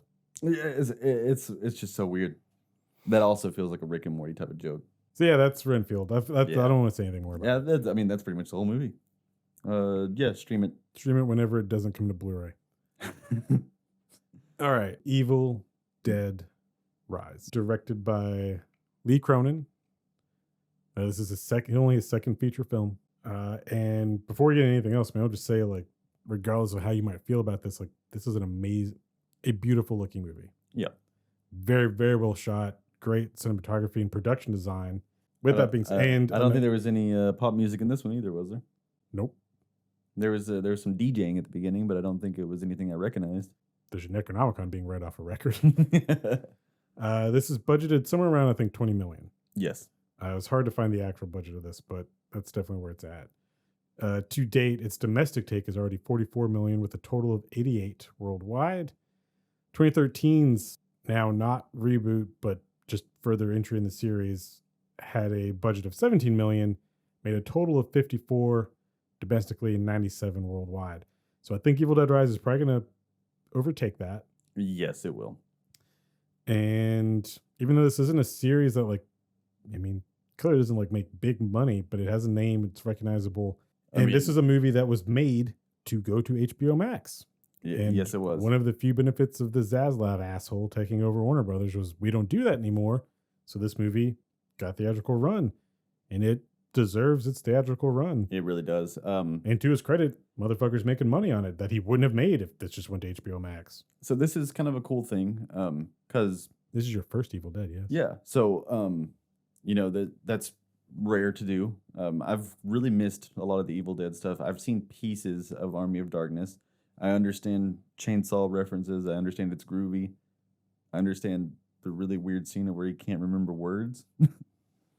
From Army of Darkness. Yeah. But actually, that scene specifically ties in wholly to this of that's where there are 3 books and where this director took how about we say that those 3 books are actually all 3 volumes of the Necronomicon, which allows the 2013 reboot to now just become, it's not a reboot, that's volume 2. Exactly. And this book is volume 3, which I actually think is like pretty that. cool. See, having someone not see a series and see like something this late that's also a slight reboot is pretty cool. You don't have to have seen any of the other ones. Yeah. This works entirely on its own. It's great on its own, but it also did make me want to go watch the other Evil Dead movies. I haven't yet, but I wanted to wait until after we talked about this. But I will say the fun of the series is that largely none of them are the same. They're all very different things. Which is also a great thing. We have quite a few good actors in this movie too. Most of whom I've never seen before. Alyssa Sutherland. Apparently she's in Vikings. Yeah, she's the queen. And she's very, very, very pretty woman. She is she's our mom, not our main character, but she's our main antagonist. She's the one who gets possessed. And she does a great fucking job. I'm assuming that's her actual smile. She said that she based all of that stuff off of The Mask. But I don't think they're not enhancing her smile or anything. I don't think she has the way her face shape works and the makeup they do, which this one is not as grotesque makeup as they did in like Evil Dead 2 for the Deadites. It didn't need to be. But it's still creepy and like, oh, yep, nope, you're dead. Man, does that smile every time she does it. It's like, oh, like the terror. And also, she has a line, I think it's even in the trailer, but in the movie, it hits perfect. It's very near the beginning of being taken by the dead. Moms with the maggots? Moms with the maggots now. Yeah, that's good. And that is something through all the Evil Deads. They're called Deadites is what the zombies and or demons are called. But they like, in this movie, I think this movie even says it, like, they don't just want to kill you. Like, it sets up the reason of like why they're not killing people. Right. They enjoy the chaos and they enjoy fucking with you. Which is also cool for demons too. Like, granted, in the Bruce Campbell Evil Deads, they're a little bit more whimsical about what they're doing. Yeah. It's like very Gremlins-esque, like kind of stuff. These 2 modern ones, which lean more into the horror elements, they are just mean and vicious. Yes. But they're not just about physically hurting you. They want to emotionally damage you. Which we get a line later in this movie too, where she's like, "You do look just like mom. You're gonna fail just like her." It's like, oh, like this is actually good. Like, because those are also such edgy type of lines that in some other stuff wouldn't work. But because of this and the way they kind of did everything, it's like, yeah, this really works for me. So I'll give the basic setup, and then I'll let you kind of talk about, since this is your first run through the Evil Dead. Essentially, the biggest change here is we're not at a cabin anymore. If you know of the trope of cabin in the woods, yes, that stems from Evil Dead. So this is a very influential horror franchise, and it's great. This does pay respect to that, though. It opens at a cabin in the woods. Yes, which I don't know if that was a studio note where they're like, you have to put this in there because you don't need it. It also feels, I mean, the director is obviously going to be a fan of Sam Raimi. I feel like even that's just like, you kind of have to. And it's a bookend scene, and it does help to set up a bigger universe if they want to do it. But it's also fun of like, oh, yeah, there's the cabin. But the biggest change to this is we're in a rundown high-rise, hence the title Evil Dead Rise. So we're in the city, we're in a high-rise apartment, it's run down. A week away from being tore down. So it also, it sets itself up well of like, look, there's not a lot of people in here. But here's why it's the way it is, and there's still some dumbasses running around. And you get set up to the family and like what they're going through, and there is a theme of motherhood in this movie. So this is a very fear of motherhood. This is absolutely one of the most aggressive pro-life things I've ever seen. Actually, and we'll talk about it when we get more to that main character. Yeah. His name, I think, is Becca? Beth. The theme of motherhood is very, very clear in this very movie. much. And instead of having a group of friends or teens at the cabin being terrorized, you have a family. A fucking sad, pathetic family. And you do find out they're dealing with dad just left. Yeah. And all of the members of the family are dealing with that in their own ways. The son is turning to music to avoid things, which is a clever foreshadow setup of how the book will get read. Because that was being someone who does know it, my first thought is, okay, well, how the fuck does the book get here? Exactly. Which when you talk about it, I'll let yeah. you explain. And then like, how are you going to read it? Like in the original ones, Ash does click a tape recorder and like someone else had read it and it causes it to get read again. And if you want to do the tape recorder, I mean, that's a little cheap at this point. In the Fede Alvarez one, it's a dumbass who just is reading from the book out loud, Which even, is fine. even though the book is literally written in bold of like, don't read this. Yeah. To where you do kind of yell at that movie of like, what are you doing? Like, but why? To be fair, that character he gets fucked up real good. So this one, it's a record and it's pretty clever. And it's even a record that was recorded at the wrong speed. So he has to like manually move it. And it gives it a creepy effect. And there's multiple volumes of this record too. And then the character does realize like, I should stop this. But then he can't like, it's too late. The evil takes over. And one thing I'll give the entire Evil Dead franchise, including the show Ash vs. Evil Dead, which is literally one of my top 5 favorite shows. Cool. It is kind of it works this way just because it does. Like sometimes the evil can do this, sometimes it can't. Sometimes they kill people, sometimes they don't. But it's so fun, either in a goofy, campy way or in just a horror wave. Like you're just like, look, that's how this evil works. Who knows? Ironically enough, I did find this movie funnier than Renfield.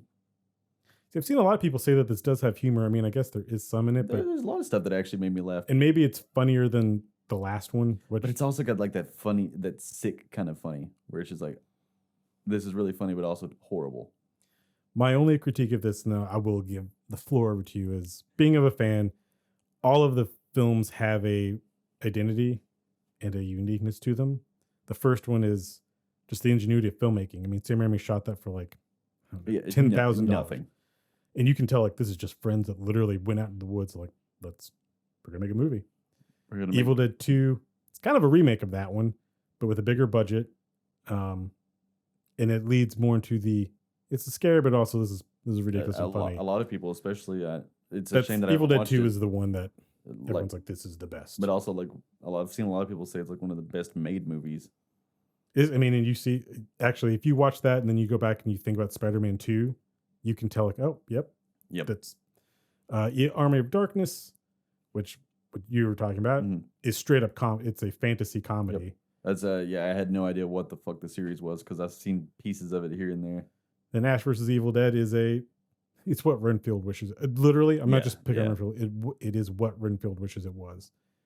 And then the 2013 reboot is straight like grueling horror and a return to practical effects. I do remember seeing the trailer for that movie and being confused because I was like, I thought Evil Dead was a comedy. Why is this so serious? So, I mean, the first one is a straight up horror movie, but it's kind of funny just because they have cheap effects. That's what Sam eventually in Evil Dead 2 is like, never watching the movies. That was just let me just lean into that, I guess. That was my thought of it. And then this one, and that's my thing. This one doesn't have as much of an identity. Its identity is primarily I set it in an apartment complex instead of a cabin. And I guess family. In the family aspect, yeah. Because it's not as gory or gruesome as the last one, which would show you somebody cut their tongue in half. Yes. And this one's most famous its most famous scene of a cheese grater. I did find out that at the premiere they did give out little like cheese graters and I think skin linguine. Yeah, stuff like that. It's still like, look, this is still gory and it does show you stuff, but it leans more into the idea of giving you the idea of like this is about to happen, and then not showing you all of it. Yes, and letting it to your imagination, but it still has it. This does lack a little personality that the other 4 have. It really did feel like someone else's vision and another director was told to do it at some points, which isn't a bad thing. I feel like this is Lee's. This is his. I mean, playing in the Evil Dead sandbox, and there's a lot of. We'll talk about it. Yeah. There's a lot of Evil Dead things. Like as soon as a character mentioned his shotgun, I was like, of course there's your shotgun. Absolutely. Like, and then I saw a chainsaw. I'm like, of course there's a chainsaw because why wouldn't there be? There has to be. This is a little bit more run of the mill demonic horror home invasion story, which is not a genre that happens, but I think you get what I'm going at. Right. But it's the best of that. Yes. It's the best you can do with that kind of thing, and also still keep it feeling like it belongs to an established world. Your turn. The Deadites are really setting up those timers today. So that's what I'll say. Like this is my least favorite Evil Dead movie, but this is still I had a really good time. I think I'll like it even more on a repeat watch. Hey, it's number one for me. I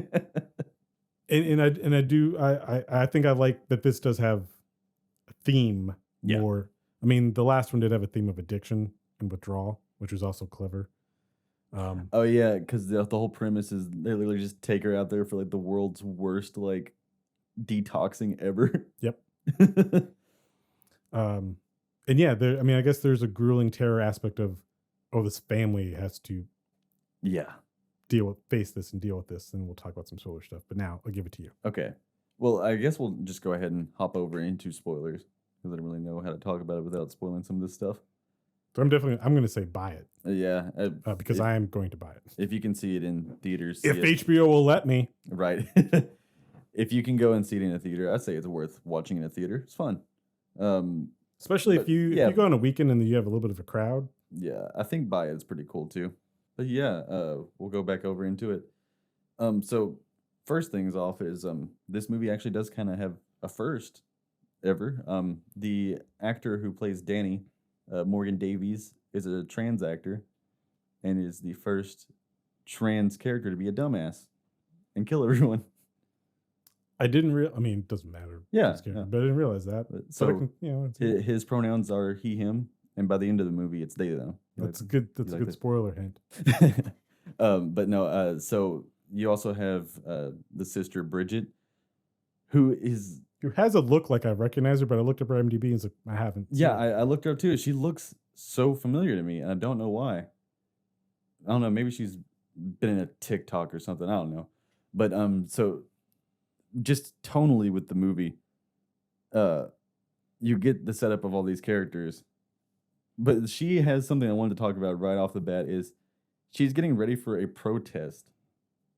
But she says it's the Labor Day protest. Yeah. Yeah. I'm like, what? I want to think that it's a Save the Earth protest that just happens to take place on Labor Day.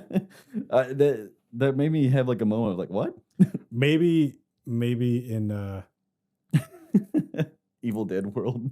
No, fuck, because this wasn't shot in America. Oh no, this is absolutely a New Zealander kind of deal because the accents at the very beginning of the movie break almost immediately. Which actually is becoming a theme for Evil Dead because a lot of Ash vs. Evil Dead was shot in New Zealand, which might be why this director is Scottish, I think. Yeah. So I don't think it was him. I think I think Sam Raimi has discovered like it's cheap to shoot stuff over here. Well, it's also like you can tell when like something has a Canadian production, especially with like cartoons, they have kind of the same feel every time. But yeah, the dude's accent at the beginning breaks pretty hard. Where I was like, wait, where is it? Where we set it here? This is America, eh? So maybe in New Zealand, Labor Day does something. Yeah, something worth I don't know, protesting. Maybe a big picture of Frodo gets hung up in the town and everyone goes and throws tomatoes at it. But no, so the opening of the movie was pretty cool. I can assume the Raimi shot is a reference to all the Evil Dead movies and then doing the joke with it being a drone. Well, those are in the Spider-Man movies and stuff. Technically, I mean, technically it is a Raimi thing, but that zooming and moving through shot, that is like demon POV. Okay. I mean, yeah, I guess you would say he pioneered that. So yeah, because that's another thing. That's an Evil Dead thing. Where I haven't seen these which I thought movies. was like, oh, that's funny that like you made me think it was the demon, but like it's not. It's just a drone. I recognize it from Doctor Strange. Oh yeah, he did do it in Doctor Strange. Yeah. So yeah, with all that stuff, there's a lot of shots in here where I'm like, this is very obviously a reference to one of the other Evil Dead movies. I think there's a shot at the end where she puts the shotgun in the car, and I feel like the shot was way too specific to not be a reference to the other movies.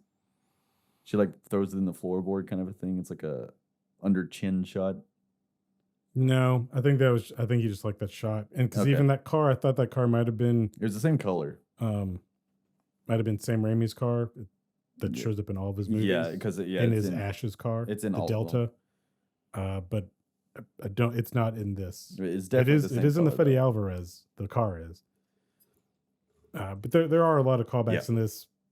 Yeah. The eyeball choking death is actually straight up from Evil Dead 2. Yeah. This plays it slightly more seriously, but it was still like Because I could see people being like, that seems kind of ridiculous, doesn't it? But like, that's a thing from Evil Dead. That's kind of where I was at too, because I know that the series is ridiculous, so that works for me.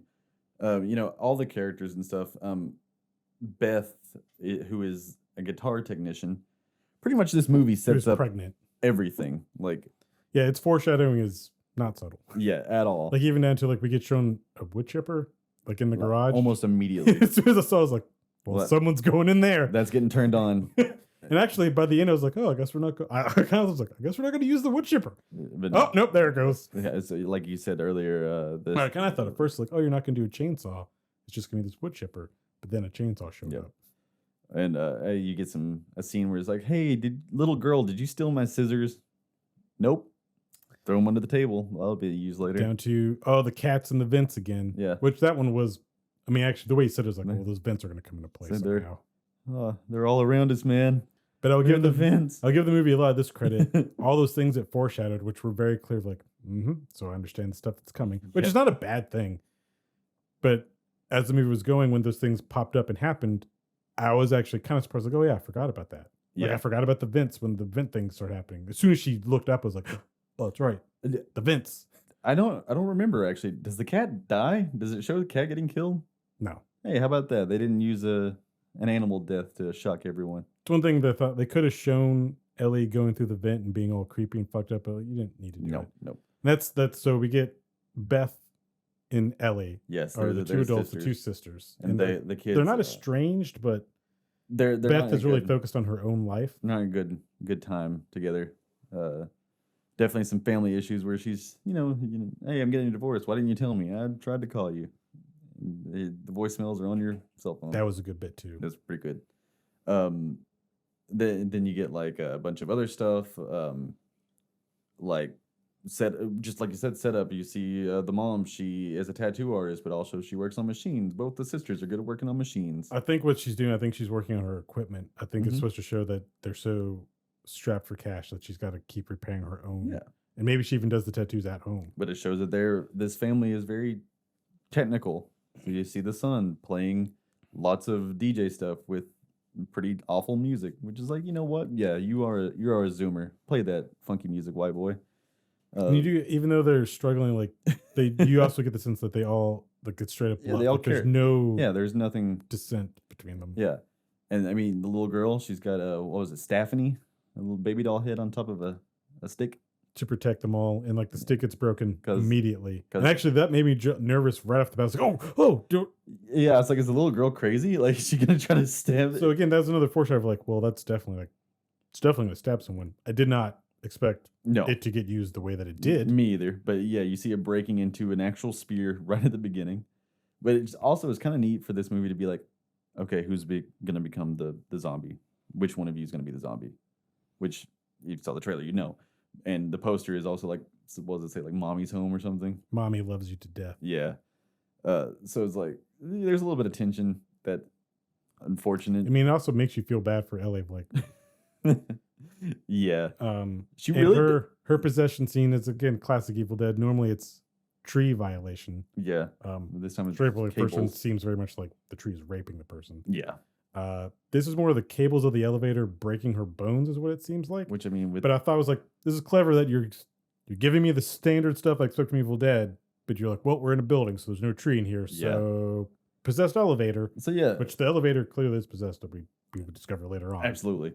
They made a joke or something. The son told the little girl that the place used to be a bank. And there was a haunted teller or something in there. Which I kind of thought like, oh, is that going to come into... Like, I thought there'd be like a ghost or something. So I guess the kid really did believe it was a bank. It may have been a vault, but there's an earthquake, which I thought may it's have unclear to me if like... supernatural, but I think it was Did the evil cause the earthquake? I think it's just L.A. So it's like, yeah, earthquakes happen here. Which I'm also... I mean, either way, I'm fine. Yeah. So yeah, the floor opens up in a very cliche way, which is... When the kid doing the DJ stuff, I mean, it's coincidental that these priests decided to record this shit to vinyl records. Yeah. It's like, okay, well, here's why he would bring this shit up. It's fun. And to it's be also... perfectly honest, I would probably bring that book up too. Absolutely. I would immediately realize, like, I should not read from this book with the teeth.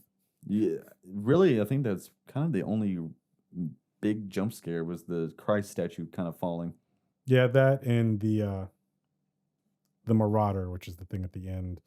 I guess you could say it's a little jump scare when it's moving around the car. Yeah, I get But a it's little bit. I don't feel like they were trying to jump scare us. That's just kind of like you know it's coming, so it's not really a jump But the scare. Christ one is like, oh, yeah. Yeah, Because also like we're in there for a really long time. I'd be scared of that too. But yeah, so he grabs the Harry Which also Potter, should have been enough of like, you know what? Anything that's in here, I should probably leave you because just leave. someone who hung all these crosses and such and also that Christ was chained to the wall. clearly wanted to keep things here. So he grabs the monster book from Harry Potter 3 and all those vinyl records. Technically, would be a ripoff of Evil Dead, clearly. And this one does look different. The original one has a face. so this one looks like it still looks like. I mean, skin. they're all bound in human flesh. There was something a little neat that The other ones don't have teeth though, because it was like inside of an altar, but there was a crack in the altar. I don't know if it's just maybe the perspective of where I was sitting, but the silhouette of the crack looked just like the Grim Reaper. And I didn't catch that. yeah, I would like to watch it again just to see if I was making that up or not.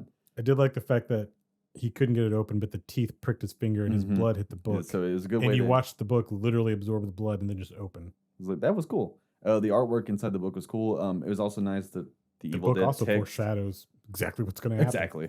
The last one did that too. Yeah, but the text at the beginning when it shows the Evil Dead Rise logo, every letter has artwork from the book in it, which just very nice aesthetically, very pleasing to see. I would get some of those as actual posters. It'd be cool to get a print of. I think there's probably some good prints from this movie. There'd have to be. So yeah, we didn't even mention that opening bit.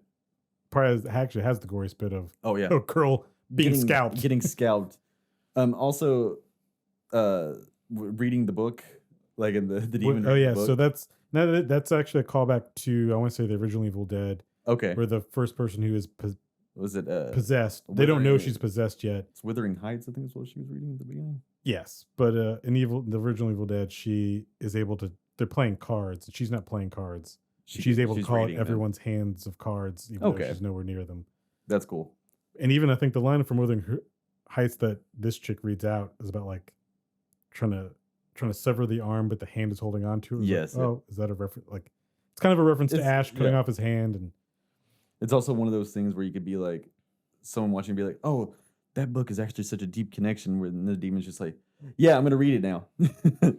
And it's fun. And so getting that callback and stuff with all of it, you know, the real Slim Shady really fucks up and turns on that record and it won't stop. You give the character credit. His sister Bridget tells him, one, do not read this. And actually, as soon as we can get downstairs, return it. Yeah. Two, she then blames him later on. But Beth tells him, like, do not turn on each other, which I thought was like, that's a good message. Yeah, that's as well. good too. And they don't. And then he admits. And he obviously feels very guilty about it. He tells the little sister, kind of as he's dying, he's like, I'm sorry. Yeah, I fucked up. And he even tells Beth, like, I did this. I think that's like one of the more distressing parts of this movie is none of the characters deserve what happens to them.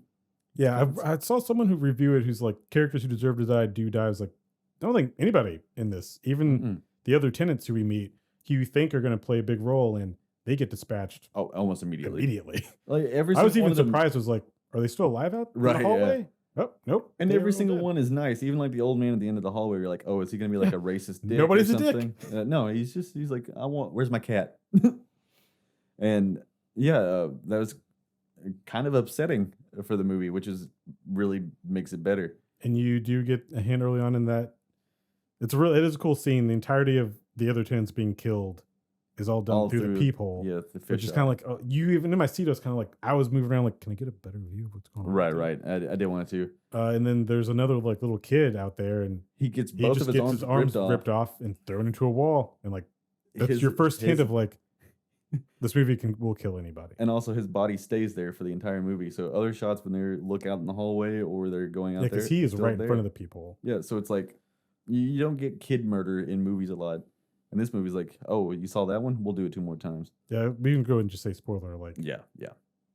Very little of this family gets out of this. Yeah, it's actually kind of weird to have actual tension. Is like, is the little girl gonna die? I also thought, like, are you gonna kill this little girl? Because if you ripped a toddler's arms off and threw him against the wall, and you would kill that kid. I'm surprised by one kid turning, but we'll get to that as you go on. But so yeah, right at the beginning, you get the mom. She comes in, she starts cooking some eggs. The And then I think she still seems kind of nice. They And look she's disgusting. like, it was the most beautiful day. All I could think about was cutting you all open and crawling inside so we Yeah. could be together forever, which is also foreshadowing Very of much foreshadowing. what will happen. And so very cool. I think that's mom comes back a little bit after that. Yeah. That's when she she's vomits like, all the white foam yes. and briefly says, "Don't, like, it's in me. Don't let it take my babies." That's one of the which is scenes that I thought which was is funny. distressing. I mean, the vomit part, I guess it can be funny, but like, Yes.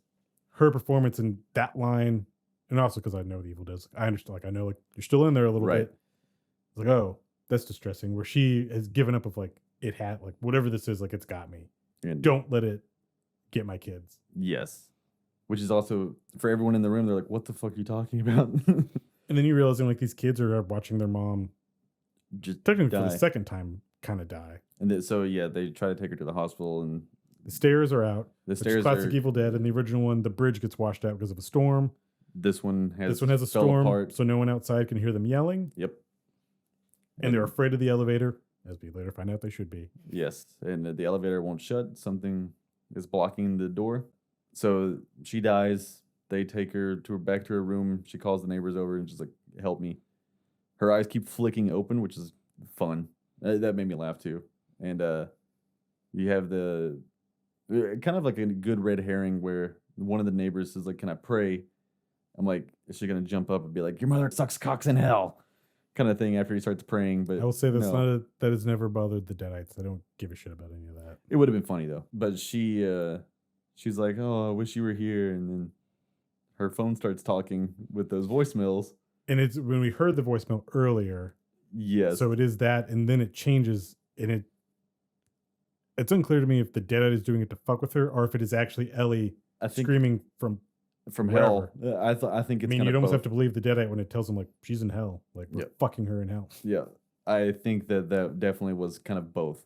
Like, here, this is real, but I'm gonna let you hear it. And of course, she comes back and she starts really getting violent. They try to put her in the water, which starts boiling. Yep, that's a cool effect. And she jumps up out of that and gives the most demonic scream. Yes, there was the only thing it didn't bother me. It was like, Beth, because they just stand there and watch. It's like, how much do you need to see before you're like, you know what? I don't know. That's not your mom anymore. Yeah, maybe you Like, should shut the also, door. she was dead 5 minutes ago. And also, she is on the ceiling. I mean, I get it. I understand. Like, that's the people in front of me were like, bitch, you need to move. And I was like, even though I also have an issue with it, it's like, look, what the fuck would any of us do if like, that happened in front of us? We'd all probably stand there like, what? Yeah, if my mom got on the ceiling and Banshee screamed for 35 seconds straight, I don't know. I might just pass out. So, yeah, fucking, that was really good.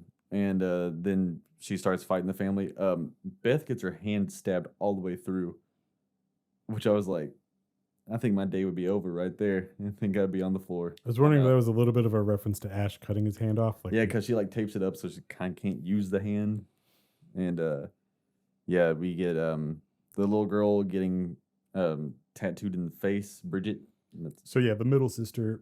And so she's gets attacked. She's going for her eye, but then Ellie mom shoves the tattoo pin into her own face, into her head, and then starts tattooing her. And I didn't even think about it, but then a little bit later on, we watched evil spread through Bridget's face, and it's like, oh yeah, because her blood's inside you. Hands down, the best effect in the movie, with black sludge coming out of her eyes, her ears, mouth. Which I would say, other than this cheese grater bit, that's actually shortly after this. Yes. Bridget's transformation, which was the bit where that's where I turned and like, oh shit, this movie's we're gonna do some stuff. Yes, that's kind of where I was at too, because at that time I was thinking, is it just gonna be neighbor deaths? Basically, deadite goo starts pouring from her actual eyes and nose, but she's wiping it off her face, and as an effect, is because at first you think, oh, it's probably CG or whatever, but then the wiping, like, it's so realistic. Yeah, I mean, of the smearing and smudging, it was like, look, even James Cameron can't do that shit. Yeah, he might be able to. And this is what some of it had to be CG, I'd imagine, but like, this is how CG is used of like, yes, where you cannot tell, like, I don't know, I guess perfect. Black blood is pouring out of her fucking eyes. I don't know how you did it. Literally perfect. And it makes it terrifying. It's like, oh shit. So yeah, and then she vomits bugs. Yes. It's like there's bugs inside her. And by the time we get back to her, we go on a whole adventure. We just leave her after that, and there's a whole other arc going on during that time. And then that's when they find her. And then she's eating glass. And there's a zoom in shot where you can see the glass going down her throat, slightly pokes out of her throat. That was also, I mean, clearly that CG was, it's good. Again, good CG. It was like, I almost believe that bitch ate glass. No, see, like it definitely had CGI in it, but I don't know. I could see them doing like a slight practical effect, kind of like Mouth of Sauron, where it is CGI, but it's still a real effect, just zoomed in. And then we get the trailer money shot of, yes. And you had you had a theater reaction. You had someone yell out with the cheese grater. Yeah, some girl in the front of the room was like, "Oh God, what the fuck!" And I do feel like in the last one, the camera would have just stayed there and like shown you all of it. Yeah, like, or at least go in for another swipe or two. But this is also effective in the, I don't need to show you all of it, because all of our minds know what a cheese grater feels like, and to think of it just being harshly run down our leg, like, oh. Especially the back of your leg. It's even worse. So Beth has gotten stabbed through the hand and now gotten a cheese grater down the back of her leg. It's actually kind of surprising she didn't get infected from something like that, with all the amount of blood all over the floor and shit. True. But with going into that, the daughter, batshit crazy, fighting them all, and it's the staff that stabs her through the mouth. Through the mouth, out the back of the head, and then she removes it. Which is also, you have a small child kill a girl. I want to point out too, the actress of the small child. I'm really curious, like how she was great. She really, genuinely, she really was, because like most kids, actually all the kids in this, every single one. But like, how much of this was she there for? Did you make her like, see this, or how did you explain this? Like, you know, this is make believe, right? Like, this isn't real. I mean, I know they all know. I know they're acting, but it's like, that's fucked up. That's a lot. It's a lot to take on. And but yeah, Wild, which is also like, kind of for a moment for me, is like, maybe this is like what this movie really has to offer, is just these really horrifying deaths with children. I don't think there's none of the other ones have stuff like that. I mean, I think that is the terror of it, is watching this family be terrorized, because eventually, Ellie gets locked out of the apartment, leading to the the other tenant. She kills everyone in the. And she's stuck out there, and slamming her head on the door over and over. You know, still continuing to fuck with the people inside, but little girl, I'm not gonna look up her name. Cassie. At one point, when other stuff is going on, I think Beth and they're dealing with Bridget's dead body. She's gonna go listen to the music, is what was kind of going on. Cassie gets led over to the door, and like dead-eyed Ellie is being nice. I mean, she still looks like she doesn't change her appearance. Hey, Daddy's out here. We're getting back together. Which again, so then it did bring up like, and because a little kid would want your parents to be back together. Yeah. Cassie, I mean, it's in the trailer. It's a good line to her. Cassie's like, "You don't look so good, Mom. Just nothing that a hug from you." And like, Alyssa Sutherland, I want to give hands down props to Alyssa Sutherland's performance. Because these are stupid lines. They shouldn't work. But she does it in such a good way that it works. And also, this is like absolutely something like. And even though you're yelling at the screen to a degree in your head of like, don't open the door. Clearly that's not your mom. We will definitely get some Halloween costume references this year. I guess because it is a little girl, and like we spent a little bit of time with this family, it's like, I get it. Like, I get why you as a small child would be like, well, maybe. Yeah, especially as soon as the door unlocks, boom, the fucking hand is right through there. But also choking the little girl out. It's like also like, it didn't even wait.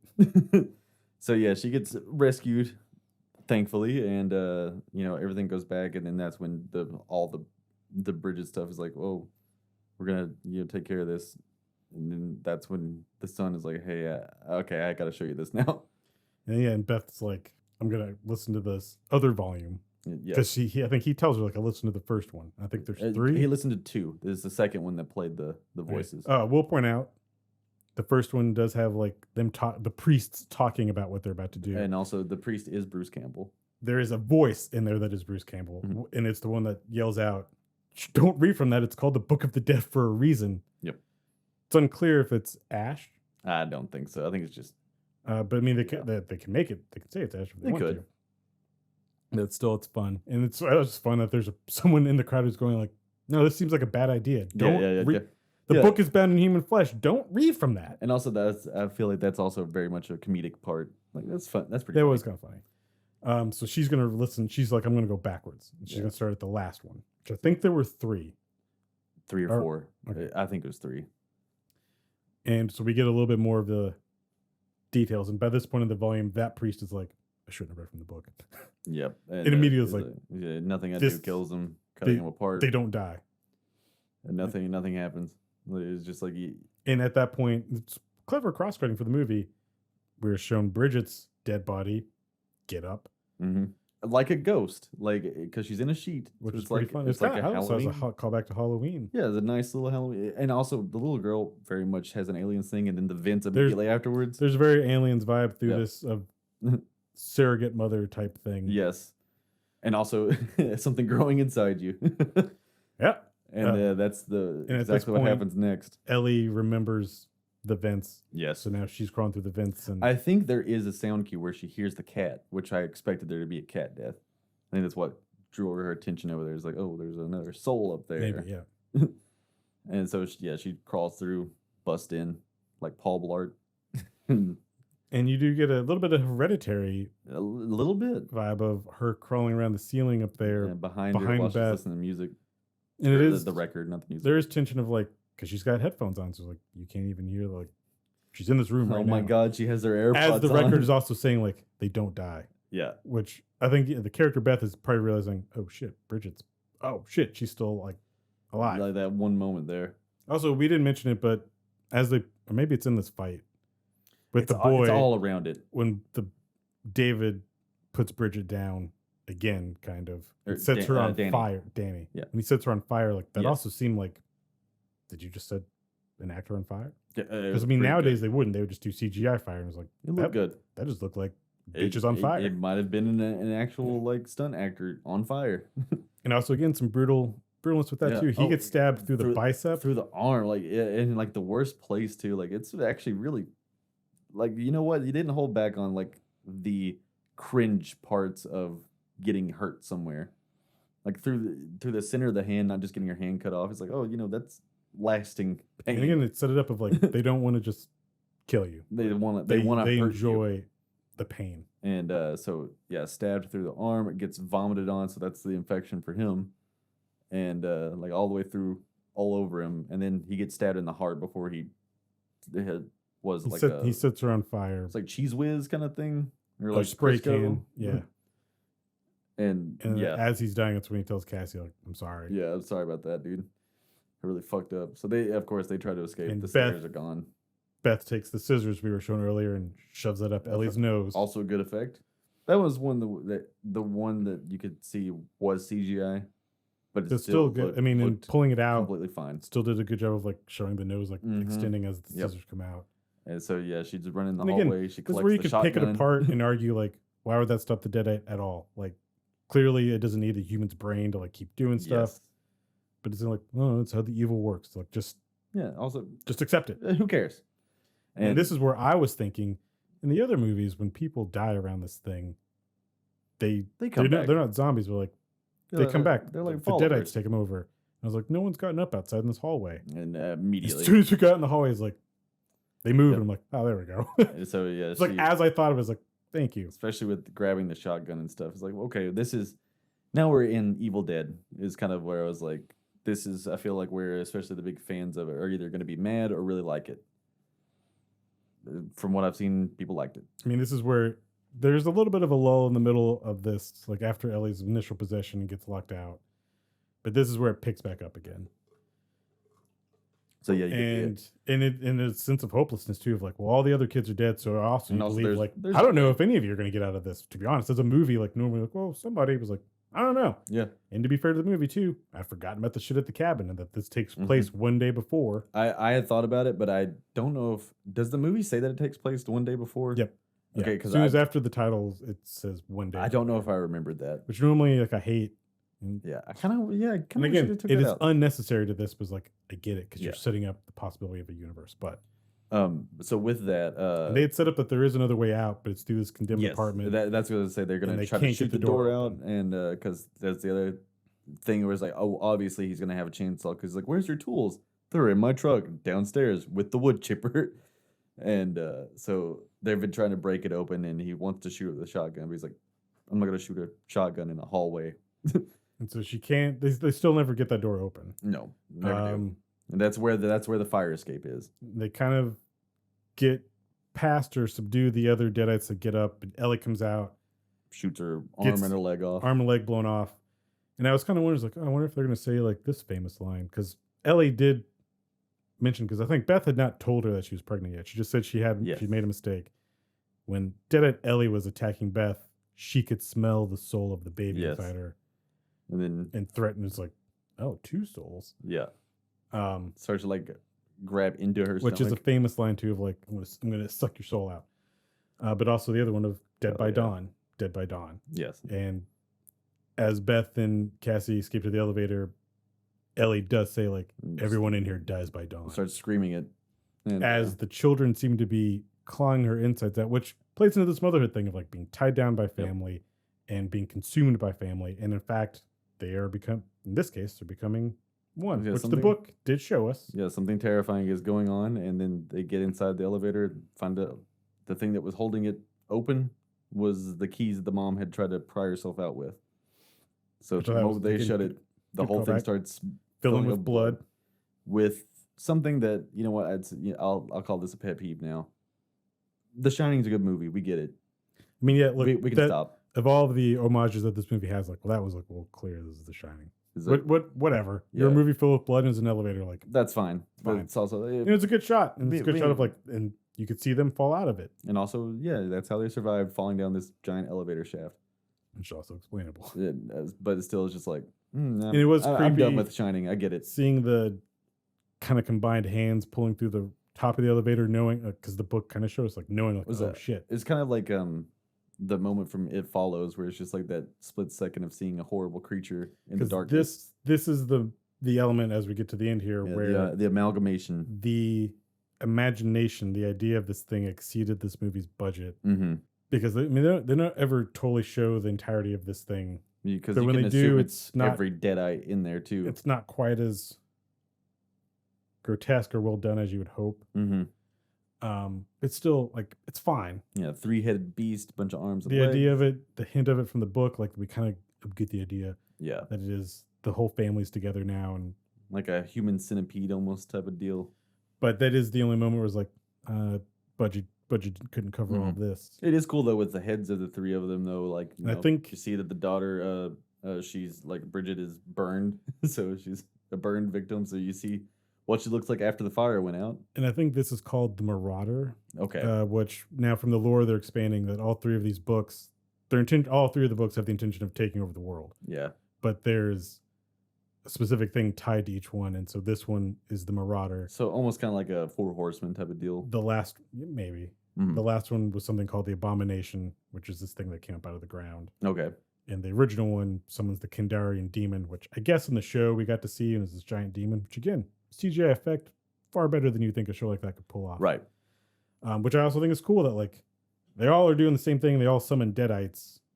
But and also maybe they all have different personality. Like, maybe Bruce Campbell's book is the one's like, I'm kind of funny. Like, I'm still going to fucking kill you, but, like, I like to have fun with it. The other 2, they like to really hurt you emotionally. They're really fucked up.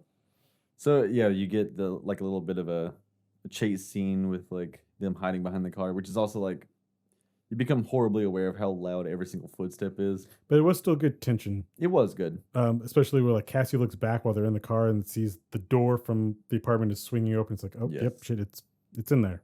Whatever it is, like, it's in there. Because we still haven't saw it yet. And, I think creature-wise, pretty cool design for a creature. And I love that the car started immediately. Yeah, that was cool. Instead, what held them up was the garage door wouldn't open, which is like, fair enough. There was an earthquake, so that even explains why maybe it wouldn't work right. And also it was shitty. It happened at the beginning. And I think, even foreshadow, like, sometimes it doesn't work.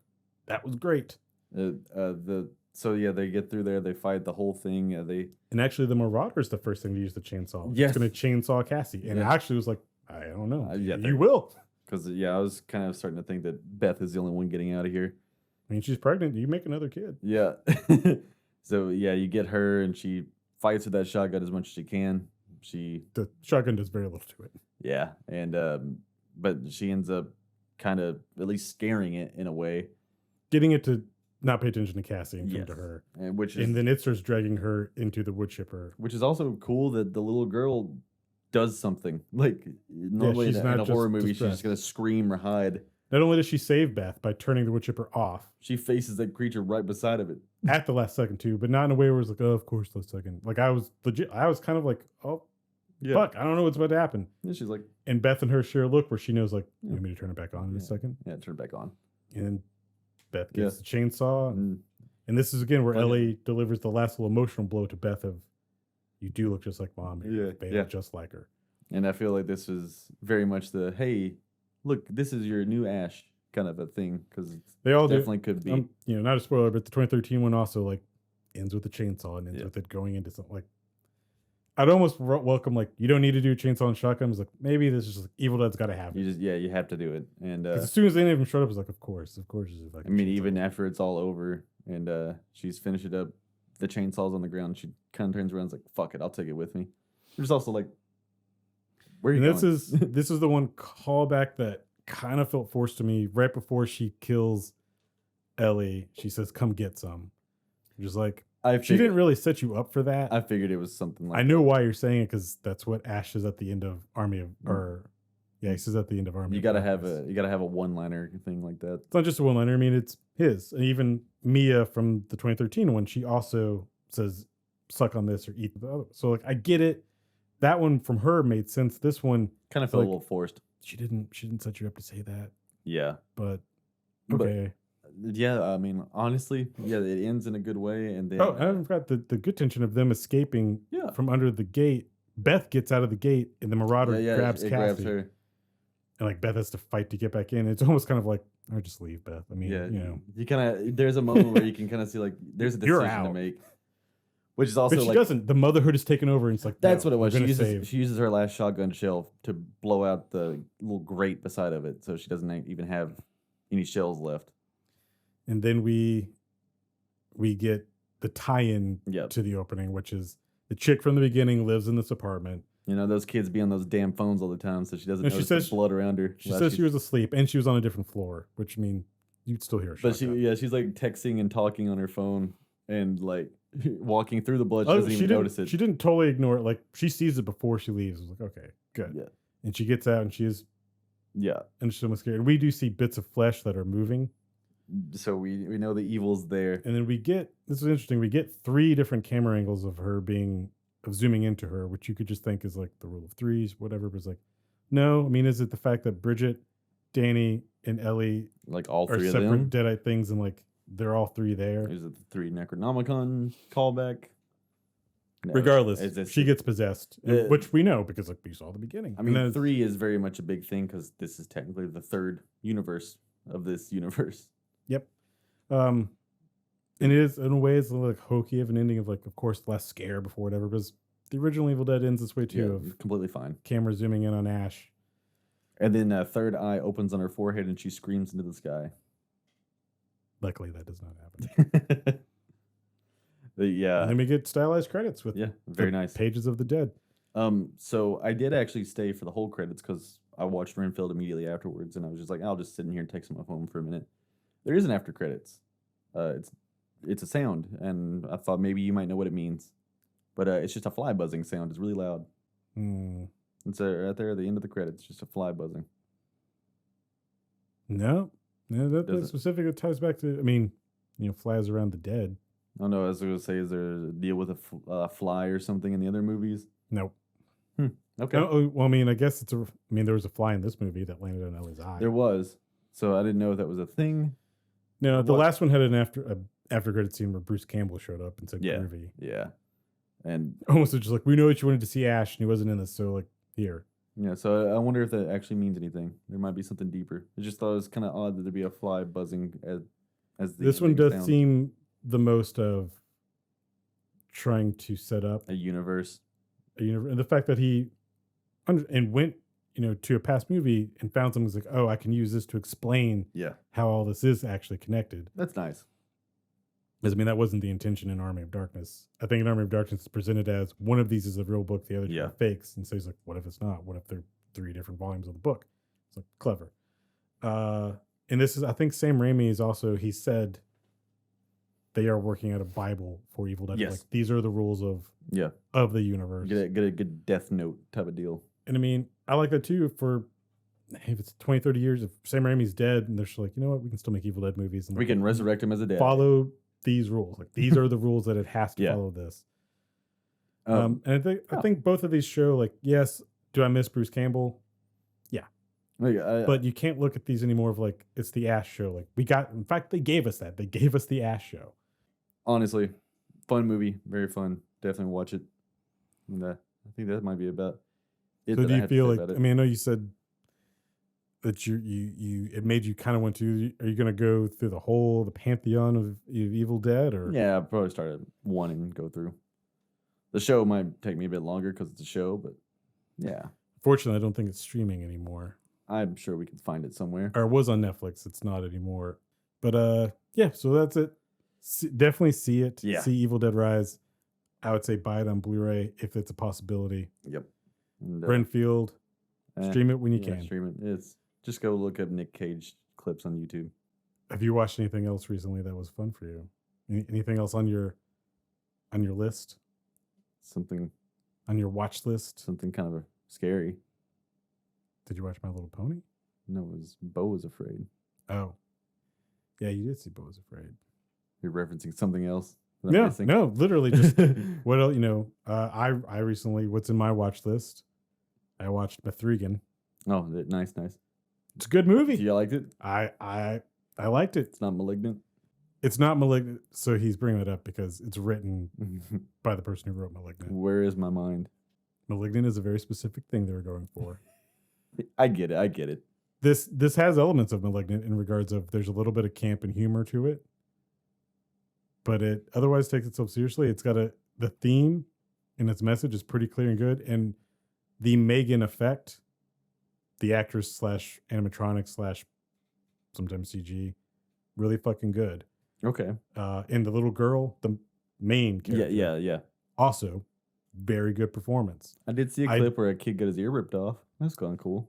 But strangely, that dance, it's such a small part. Like, yeah, it's tiny. It barely features in the movie. Like, literally what you saw in the trailer was like, that's it. That's it.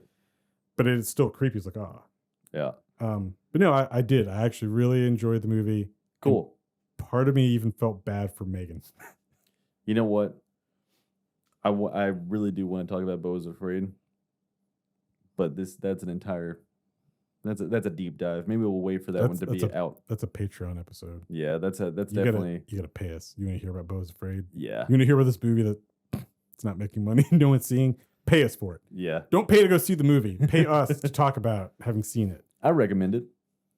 I'd say go see it, but also probably wait for streaming because it's still really playing in a lot of places. It's still playing as of this. Well, yeah, as of right now. But once Guardians of the Galaxy comes out, I'm sure Beau Was Afraid is the first one to be like, nah. But it's okay. So yeah, you recommend Beau Was Afraid as well. Yeah. I also recommend if it's that red box. Yeah. Rent Mithrigan. Yeah, unrated. Go grab it. Wait for 2.0 to come out. Let's have a crossover with Malignant. Have him come back. No, I don't. They're two different movies. But on that note, the other thing that's in my list, I rented. I haven't watched it yet. I've got 2 days left. Okay. It's Terrifier 2. I have watched Terrifier 2. There is a scene in that movie that made me laugh so fucking hard. I'm really looking forward to it. Kind of in the way of Malignant of like, this is either going to be like, I'm assuming it's going to be gory and like gross. I'll be honest, there's not much we can make a podcast out of that with. No, this is just this is just the stuff I'm watching. This isn't the podcast stuff. But after you watch it in the next episode we record, I want to talk about the scene that made me laugh real hard. Which I mean, I'll have watched it by then because I've only got 2 days and I paid $2 for this. I'm going to watch this 2.5 hour slasher flick. So I'm looking forward to that. I'm actually now excited for you to watch this. Yeah. And our next episode will be Guardians Volume 3. I guess it's true. Yeah. Is Marvel post-Endgame finally going to have a good movie? Do you think Bullet with Butterfly Wings will play in it? No, James Gunn knows how to do good music. I don't know. He knows where to use songs, and he knows the right ones. And I don't think he's... well, this mixtape could be the 90s. It could be. Could be the 90s. It could be. Now, see, because I think this is going to be sad, so he'd probably pick something like... He'll play it a slow version. 1979 or Tonight Tonight. Yeah. But it'll be something from Melancholy and Infinite Sadness. Wait, is that? Yeah, that's where Butterfly Wings comes Yeah. from. So you know what? If that song shows up in this movie, If it was in there, he's taking it out now yeah, because he would have been like, "Oh, Black Adam." He knows Black Adam because he's a DC now. He's like, "Oh, Yeah. I'm not doing that." Or, I mean, if he was a real pro, He'll like, double I am down. going to use it, and I'm going to show you, like, here's how you use it effectively. That's a good point. I am excited to see it.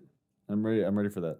I'm ready to put an end to that series. I'm ready to see a Marvel movie that clicks again, Hopefully. and just to get some more James Gunn. Until then, though, Let us know. Are you a fan? Are you a Deadite fan? What's your Yeah. favorite Evil Dead? yeah, what's your favorite Bruce Campbell fiction?